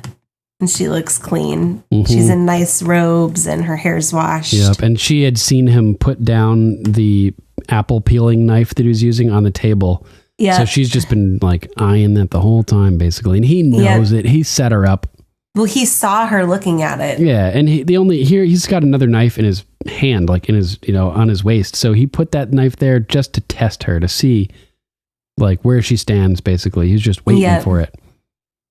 Yeah. So she starts, climbing up on top of him and starts kissing him. And she's like trying to reach over, and he's talking, and you're a talker. Yeah, you're a good talker.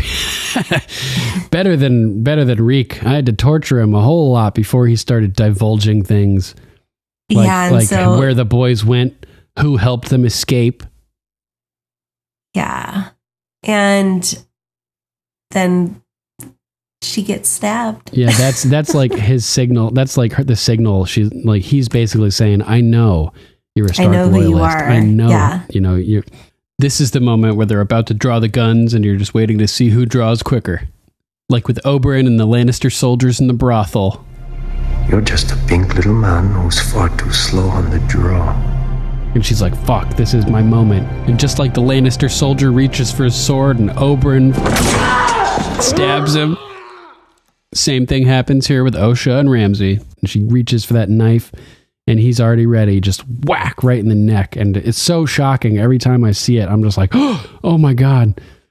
No, yeah. Osha, my girl. It's so sad. Natalia. R.I.P. Mm-hmm. All right. And she's like I think she had a really great performance here too.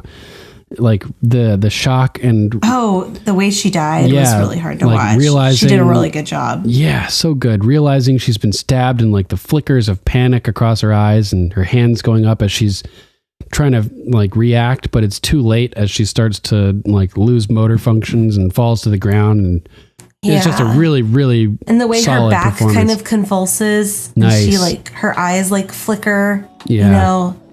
She does a really good job. Really good. I was impressed.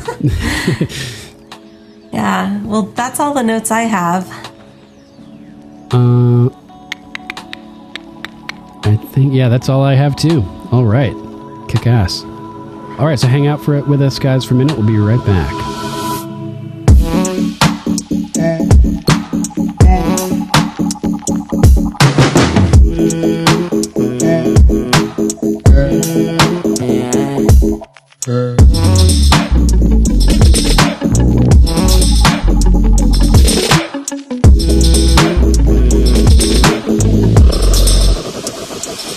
And we're back with news about Game of Thrones. So let's talk about that Super Bowl commercial. It was awesome. Starts off as a regular old Bud Light commercial with the Bud Knight. Dilly. Yeah, and I thought it was hilarious the way that they made the Bud Knight's voice. He sounds like almost like Darth Vader or something. Oh, yeah. I don't remember what he was saying, but take these bottles for me. As he's preparing for his joust, he's handing them all these beer bottles and everything. And he's jousting and whack, gets nailed off the horse and falls on his back. And you hear clump, clump, clump lumbering as a giant figure approaches, and the Thrones theme comes as Gregor Clegane is leaning over the Bud Knight. And he reaches down to crush this guy's head right through his helm. Like and you hear Oberyn. Yeah, you hear like the metal helmet he's wearing start bending. And the guy screams like Ilaria. Yeah, so funny. Classic. So that was pretty cool. Yeah. Nice. There's an extended version too with a little more dialogue and I need to watch the extended version. Yeah, I'll send it to you. Make sure you get it. Nice.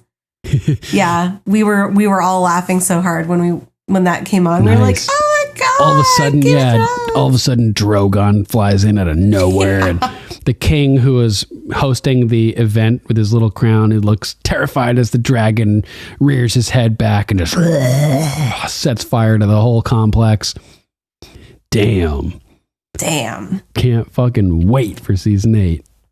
Yes. And it started off as a Bud Light commercial and then turned into a Game of Thrones commercial. I know. They had a Right? couple commercials at the Super Bowl that were like combined with each other. Like, Really? Sort of like that? yeah. Because, well, it was $5 million for 30 seconds. So I think what some companies did was team up together. Interesting. Next, we have from TheWrap.com, HBO set start the production for Game of Thrones prequel pilot. Untitled project starring Naomi Watts will begin shooting after Game of Thrones series finale by Jennifer Moss. Boom. So they set a date for production of the pilot. Fucking awesome. Nice. HBO has finally revealed when production will begin on the currently untitled Game of Thrones prequel pilot, and it's after fans say farewell to Game of Thrones itself. A representative for the premium cabler tells The Wrap the Naomi Watts-led project will go into production in early summer. That puts the start of shooting the prequel pilot well after Game of Thrones airs its season finale in May, after premiering the 6-episode 8th and final season on April 14th. Ooh, can't wait. Me neither. It's going to be awesome. It's coming up quick. Yeah, super quick. Oh, man. All right, moving on to Game of Thrones and history. From historycollection.co, 10 historical parallels to Game of Thrones. The Wall. While planning out his debut novel, George R.R. Martin visited Hadrian's Wall. There, looking out over the plains to the north and imagining what it would have been like for a fur-covered Roman of Mediterranean or North African origin. Very specific. He got inspiration for his own creation, a 300-mile-long, 700-foot-tall wall that would span the 2 coastlines of Westeros. Scientifically, Martin's Wall would never stand even in the sub-zero temperatures of his fictionalized north. But the wall he based his icy structure on didn't fare too badly. After its completion in the late 120s AD, Hadrian's Wall marked the northernmost frontier of the Roman Empire. It stretched 80 miles from coast to coast, comprehensively shutting out Rome's enemies, the Picts, Scots, and Celts, to the north. But it wasn't the empire's northernmost wall. Another was built by Hadrian's adoptive son, Antoninus Pius, a, quote, good emperor whose historical record is so unremarkable that if you can tell me 5 interesting facts about him, you can have my job. Pius began construction of his Antonine Wall in 142 AD, and it was finished 12 years later. But despite being well fortified, within 8 years the legions decided to drop back to Hadrian's Wall. It wasn't the undead army of the Night King the Romans were trying to keep out, but British tribes and Caledonians, though to the Latin speakers they are probably just as incomprehensible. There is something that connects the two, however. While the army of the Night King represents the antithesis to the people of Westeros, undead, unrelenting, unable to be negotiated with, barbarian tribes, too, were seen as other in Roman thought. We see this particularly with the Britons, but also with Germanic tribes around the same time, used as people against whom the Romans defined themselves culturally. The wall was more of a show of force, of the most powerful man at the head of the most powerful empire imposing himself on nature, than of holding back waves of barbarian tribes. This isn't to say, however, that there wasn't any fighting. In around 180 AD, a confederacy of British tribes launched attacks along the wall, overrunning several sectors and killing a Roman general. The same happened in 197 AD, but the thing about walls is that they eventually fall.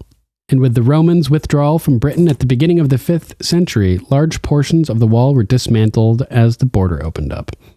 Next, we have the Ironborn and the Vikings. One of the most obvious comparisons between the people of Westeros is the Ironborn and the Vikings, and the cultural and political disparities between the feudal system on the Greenlands and the strength-oriented militarism of Pike and the Iron Islands are constantly highlighted in the show through Theon. As Ned Stark's hostage, he's exposed to a much different way of life at Winterfell, which softens him to the barbarity of his ancestors. But unfortunately for him, this exposure to this culture alienates him from his own people, and he ultimately returns a stranger, which he does in this episode. Yep. In Theon's father, Balon Greyjoy, we see the traces of the Viking king Cleowulf. The Vikings installed him on the Mercian throne, replacing the old king Burgred of Mercia. But he was little more than a puppet, impotent of power and answerable to those he derived it from. Another problem Balon has is that there's no heir apparent, opening up the possibility of a power struggle, which, of course, comes along. It's ultimately his younger brother, Euron Greyjoy, who exploits both his weakness and the fact that Balon has to cross a treacherous causeway on his way to and from work every day. Oh, that's hilarious. The extreme violence of their lifestyle goes right down to their bartering system. On several occasions, they refer to paying the iron price for something, which generally involves bloodily beating your enemies to death until, quite literally, by process of elimination, that thing becomes yours. Euron Greyjoy is, for all intents and purposes, phenomenally talented at bludgeoning his enemies with an axe. And this choice of weapon does fit him within a Viking context, as they were instrumental in developing the axe to break shield walls or fight cavalry. There are, however, a number of important differences between the Ironborn and the Norsemen. While George R.R. Martin would have it that the Ironborn are an almost totalitarian warrior society, in reality, the Viking class system was a lot more stratified. Even among the Vikings, it could be roughly divided into those who fought, those who prayed, and those who toiled.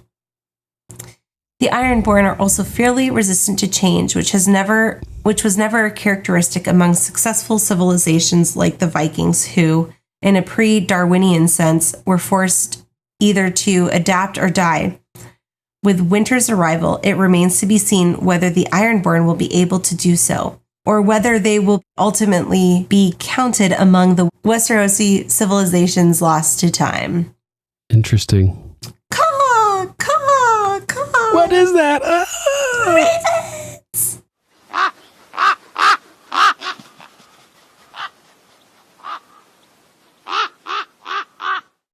Princess Sarah of House Von Daltrin. From the moment of Sansa's wedding night on, it was 0 fucks given. She's had a taste of all of her enemies, and she's not taking shit anymore. Sansa has had more of a chance than anyone to size up all her enemies. She's been on all sides. That's a pretty good point, huh? It is a good point, for She's sure. been in King's Landing with Cersei. She's been with the Boltons. She's been with Littlefinger. Yeah, she's kind of been around the block quite a bit, and has a taste of the way that all of her enemies think. She spent time with Tyrion. Yeah, she spent time with Tyrion. The only element that's out of her purview at this point really is she's been to the Wall too. Now, it's Meereen and Dany's crew. Yeah, which she'll meet in season 8. Totally, and it's going to be really interesting to see how Sansa reacts to Dany. What do you think it's going to be like? I think Sansa's gonna play her part, and I wonder if maybe if they have the time to spend with each other, we'll see how long they spend, but I think if they spend a significant amount of time with each other, they might like each other. Yeah, I think so too. I don't think Sansa will have a problem with Dany. Yeah. I don't think she trusts her right now because she's a Targaryen. But Right. I think if she spends a little time with Dany, that she'll realize what everybody sees in her. So I Yeah. think she'll like her. I'm a little worried that like right off the bat, she's going to be doing her like two-faced like thing where she's like, oh, all friendly up front, but she's like trying to plot with Arya behind the scenes or something like that. But then again, Arya would be more likely to be loyal to Jon than Sansa. And I feel like Arya would probably idolize Dany, this super strong, intelligent, capable woman with fucking dragons. Like, what's not to like about that from Arya's perspective, right? Yeah, a conqueror. Yeah, and she, like, Arya idolizes Nymeria. Dany's like a modern day Nymeria, basically. So yeah, it'd be really definitely. cool to see Arya's reaction to Dany. I'm looking forward to that big time. Me Thanks too. for writing, Princess Sarah. Yes, thank you. Next, we have Sir Matthew of House Rep. Some great themes in this episode. Sibling reunions is at the forefront with Margaery and Loras finally seeing one another after weeks in solitude with the Faith militant. Yeah, who knows how long it's been. Could be months. Theon and Yara see each other for the first time since Yara's failed rescue attempt. Yep. Theon is now humbled and realizes Yara is the right choice to lead the Iron Islanders in light of their father's death. Mm-hmm. And of course, the biggest brother-sister reunion is Sansa and Jon sharing their first scene together in the whole series. Finally, some happiness for the both of them. Also, you have to love Tormund's reaction to Brienne, seeing Brienne for the first time. Gaping at a goddess.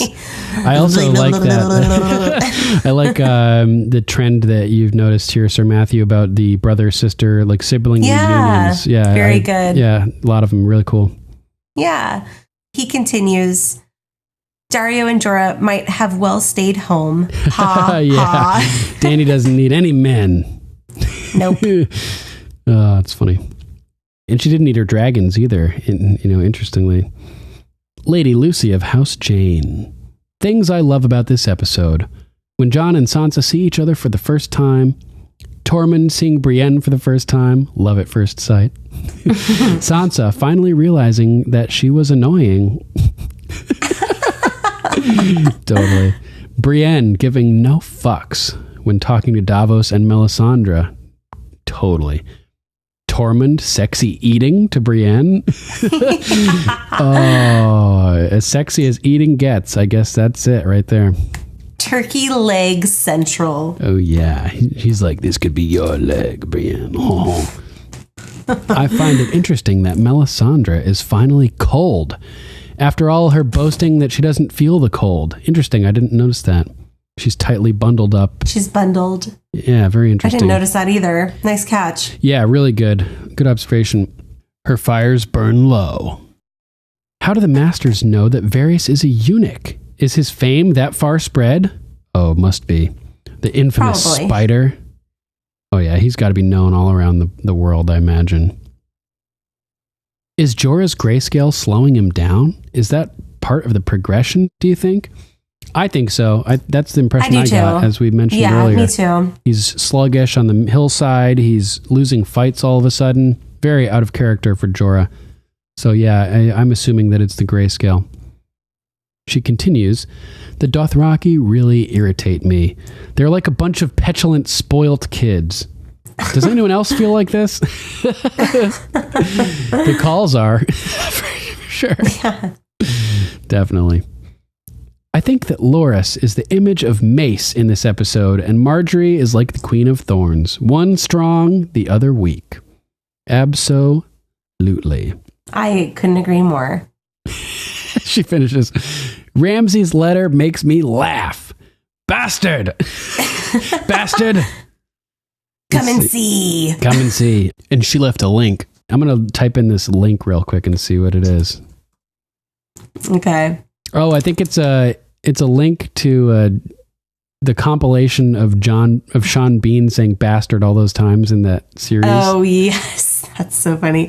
So we played that. I was playing that for Dave a couple weeks ago. And all of a sudden out of the kitchen, we hear Justin go, bastard. No We had way. to turn it off. We were like, oops. That's hilarious.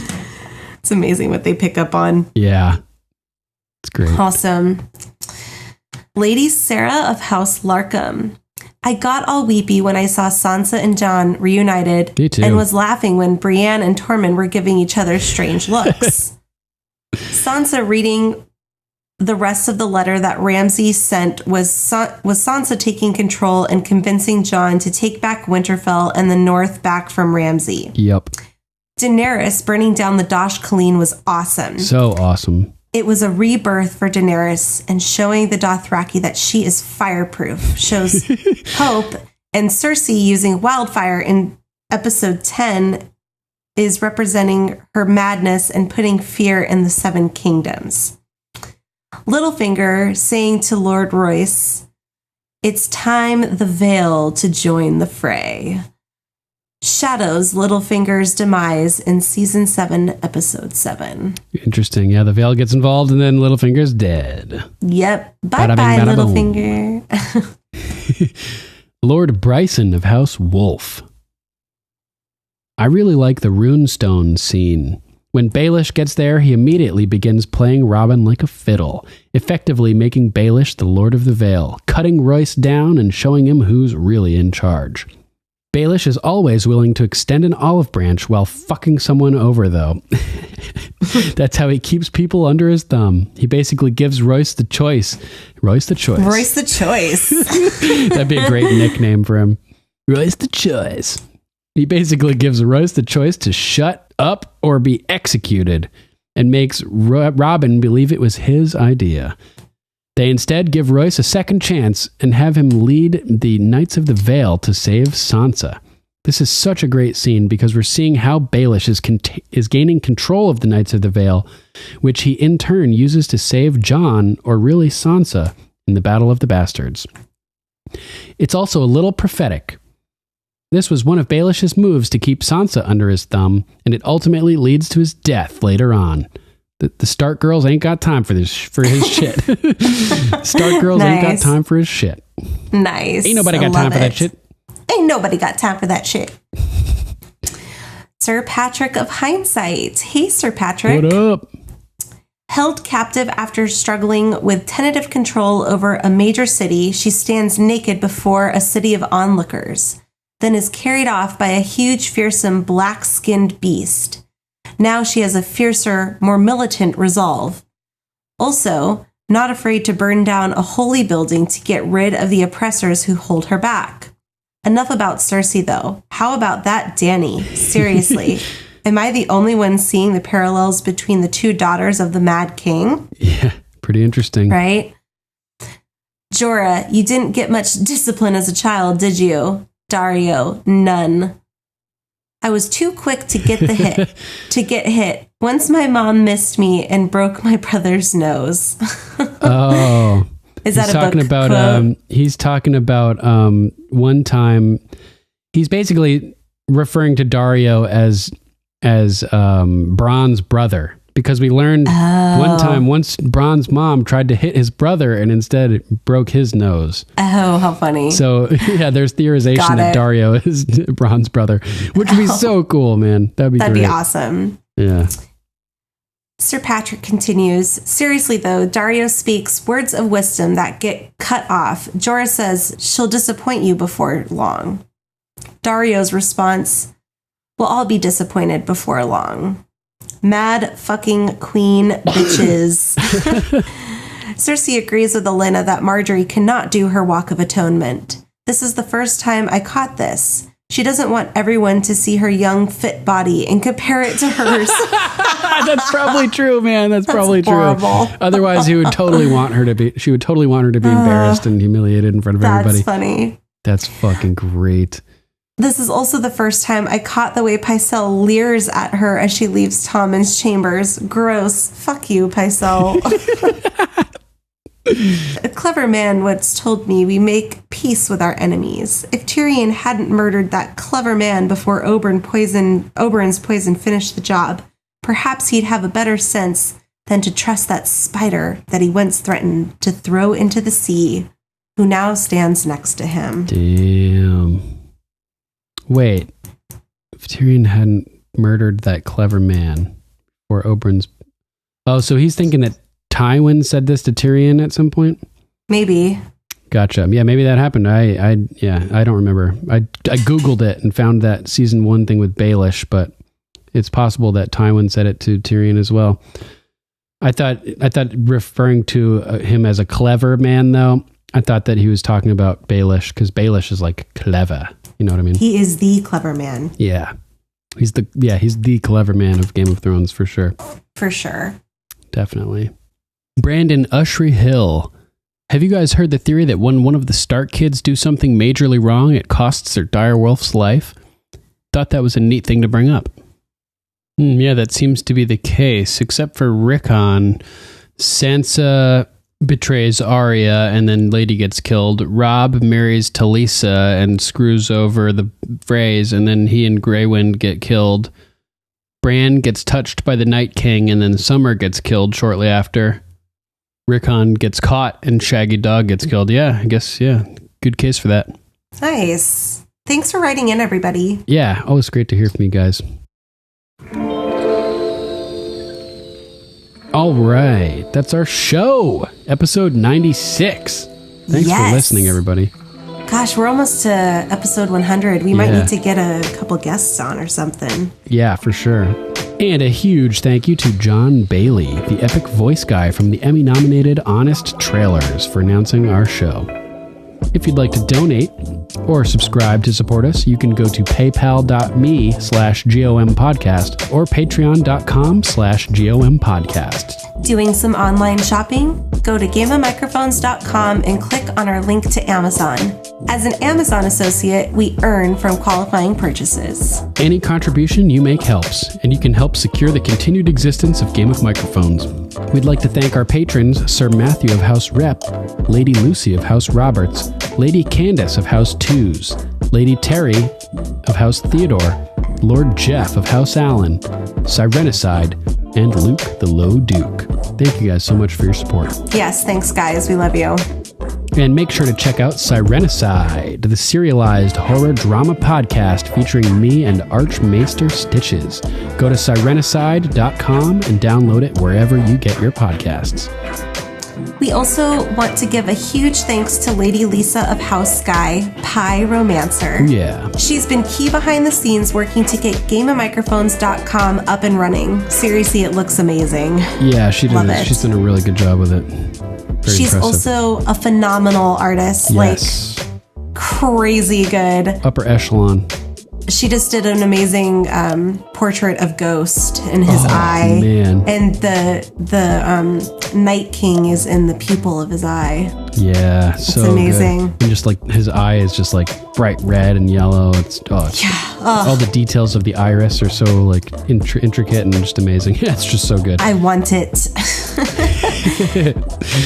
Yeah. You can check out her amazingly illustrated children's book, The People You May See, available now on Amazon.com. You can also check her out at fineartsbylisa.com and on Instagram and Facebook /fineartsbylisa. Next, we'll be covering Season 6, Episode 5, The Door. Hodor. Hodor! Hodor, Hodor, No. Hodor! Hold the door! No. Hold the door! Hodor! Give it a watch and send us your thoughts. We'd love to read them on air. If you'd like to call, you can call us at 813-JOFFREY. That's 813-563-3739. If you would like to write in, you can email us at ravens@gameofmicrophones.com. Check out our Facebook page at facebook.com/GOMPodcast. While you're there, give us a like and a review. Imp slap. You can also listen to Game of Microphones on YouTube, BitChute, and Steemit. Just search for Game of Microphones to find our channel. We're also on Twitter, Instagram, Gab, and Minds at GOMPodcast. And we're on Tumblr too at Game of Microphones. All right, that's our show. Thanks for listening.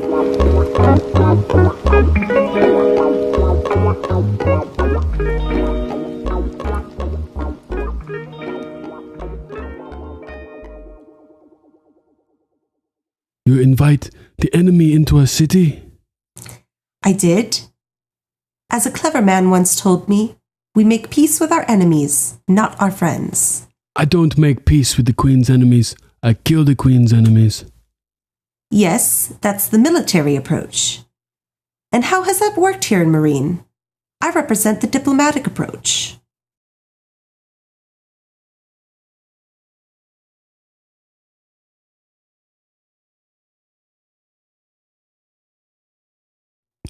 Seven blessings, crispy cows or calls. Then there's Dany, obviously, who is a rare occasion for a non-mopey snow, gaping at Brienne like he's like, oh my god, like she's a literal god.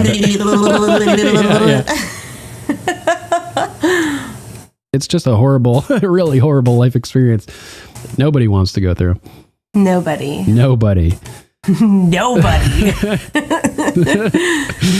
What a mopey bastard he is, basically. Yeah. I'm tired of fighting. Yeah. If you're not willing to help me, I'm going to do it myself. Boom. So I'm going to do it with or without you. Boom. And I'm like, damn, Sansa is a fucking G now. Like, holy shit, dude. She's putting her lessons to work. Yeah. Her totally. Littlefinger lessons and her Cersei lessons. Littlefinger lessons. Where do I sign up for Littlefinger lessons? Chaos. Chaos lessons. Yeah. I am Lady Stark. Yeah, I'm Lady Stark. Tormund is staring at Brienne again. Just gawking. Winterfell is mine, bastard. Come and see. She knows what a psychopath he is. Right. And she knows that it's going to be terrible. Oh, yeah. And it is. It's fucking so terrible. Spooning Jon Snow's eyes from their sockets. That's Come fun. And see. Come and see until I spoon your eyes out and you see no more. That's fun. He's kind of like looking not confident and like moping further. His moping increases. I would say that little Lady Lyanna Mormont is rubbing off on Sansa, but they haven't met yet. But then again, maybe Lyanna Mormont is just so badass that waves of badassery emanate off of her for miles even before she arrives. The farther north you get, the more you feel her. Yeah, exactly. That's awesome. When we last met, I offered her ships so she could return to Westeros where she belongs. She refused them. And even I'm like, oh my God, Tyrion. Like, I know, he rings a bell. Like the fucking bell. Let us sail on the tide of freedom instead of being drowned by it. And she was like, ah. Yeah, exactly. Like she's shriveling and I don't want to say. And at that moment, Brienne approaches. How tall are you? I'm 5'6". Oh, all right. So not terribly. Not too much of a shrimpling. I'm not too short, but. They give that the nay-no. That's not happening. It's just she's like, don't you want your son back? Like, this is the way we have to do it. He's joined the dark side. Sweet Robin is playing with his bow and arrow. And we get just failing at life. So failing, epic failing. The defender of the veil. I'm like, nice one, Bay. Oh my God. Man. Shoots himself with a bow. Yeah, in the back of the head. In the back of the face. Yeah. Natalie Dormer. Those are gross boobs. He's in the fetal position. He's not even in the fetal position. He's just like splayed out. Oh yeah, that's down, true. Basically. He's just done for. Yeah, just done for. He's just cooked. Stick a fork in it. Yeah, call it good. And it's like Dario hands everything over except for one of his ladies, the dagger one. And he's just like, I'm very attached to this knife. Yes, love it. And he lifts it up. Kisses her butt. Kisses her booty. Oh, it's so funny. I would wager that we both have the same number one. I would bet that we do. And it's... Pycelle with Tommen. Boobs. Boobs. Fire boobs. Extreme boobs. Extreme fire boobs. Oh, man. Yeah. You crazy cunt. I can hold hot metal in my hands. I am absolutely able to lead this Khalasar, and you're all gonna fucking die tonight. She looks like a goddess. Yes. She's a goddess. Literally. Oh, I love her. Me too. I would totally be able to ride the dragon, just saying. Oh my God. Jesus. Yeah, and so Daario is having this realization. He's like, damn, I've basically been banging a goddess. Like, whoa. Whoa, those boobs. That was cool. Yeah, fire. Those are special boobs. Those are fire boobs. Boobs. She got her ribs broken because of it. Right. You'd think, wouldn't you imagine that the Khals would want to have male heirs? So why would the Khal break her ribs for giving him a daughter? Oh, a daughter. A daughter. It was a daughter. Right. Yeah. Right. Just answered my own question. It's like, what? Damn. Yeah. So. And she ends out the scene by basically saying, I'm your mother. You can always trust me. And I'm like, no, don't trust her. Oh, damn, brutal. Yeah, big time. I should have listened to you. You're the only one. Stop crying and look at me. Yes. Perfect. Yeah, Ramsay's chilling. Peeling an apple. He's peeling an apple. Yeah, just like he likes to peel people. Yeah. He just can't get enough of peeling things. That's what I have in my notes. It's like he has a fetish for peeling. Peeling fetish. Bananas, apples, people, it's all the same. Just peel it. Hilarious. Just peel it. Damn. Can't fucking wait for season 8. Oh, as sexy as eating gets. I guess that's it right there. Turkey leg central. Oh, yeah. He's like, this could be your leg, Brienne. Oh.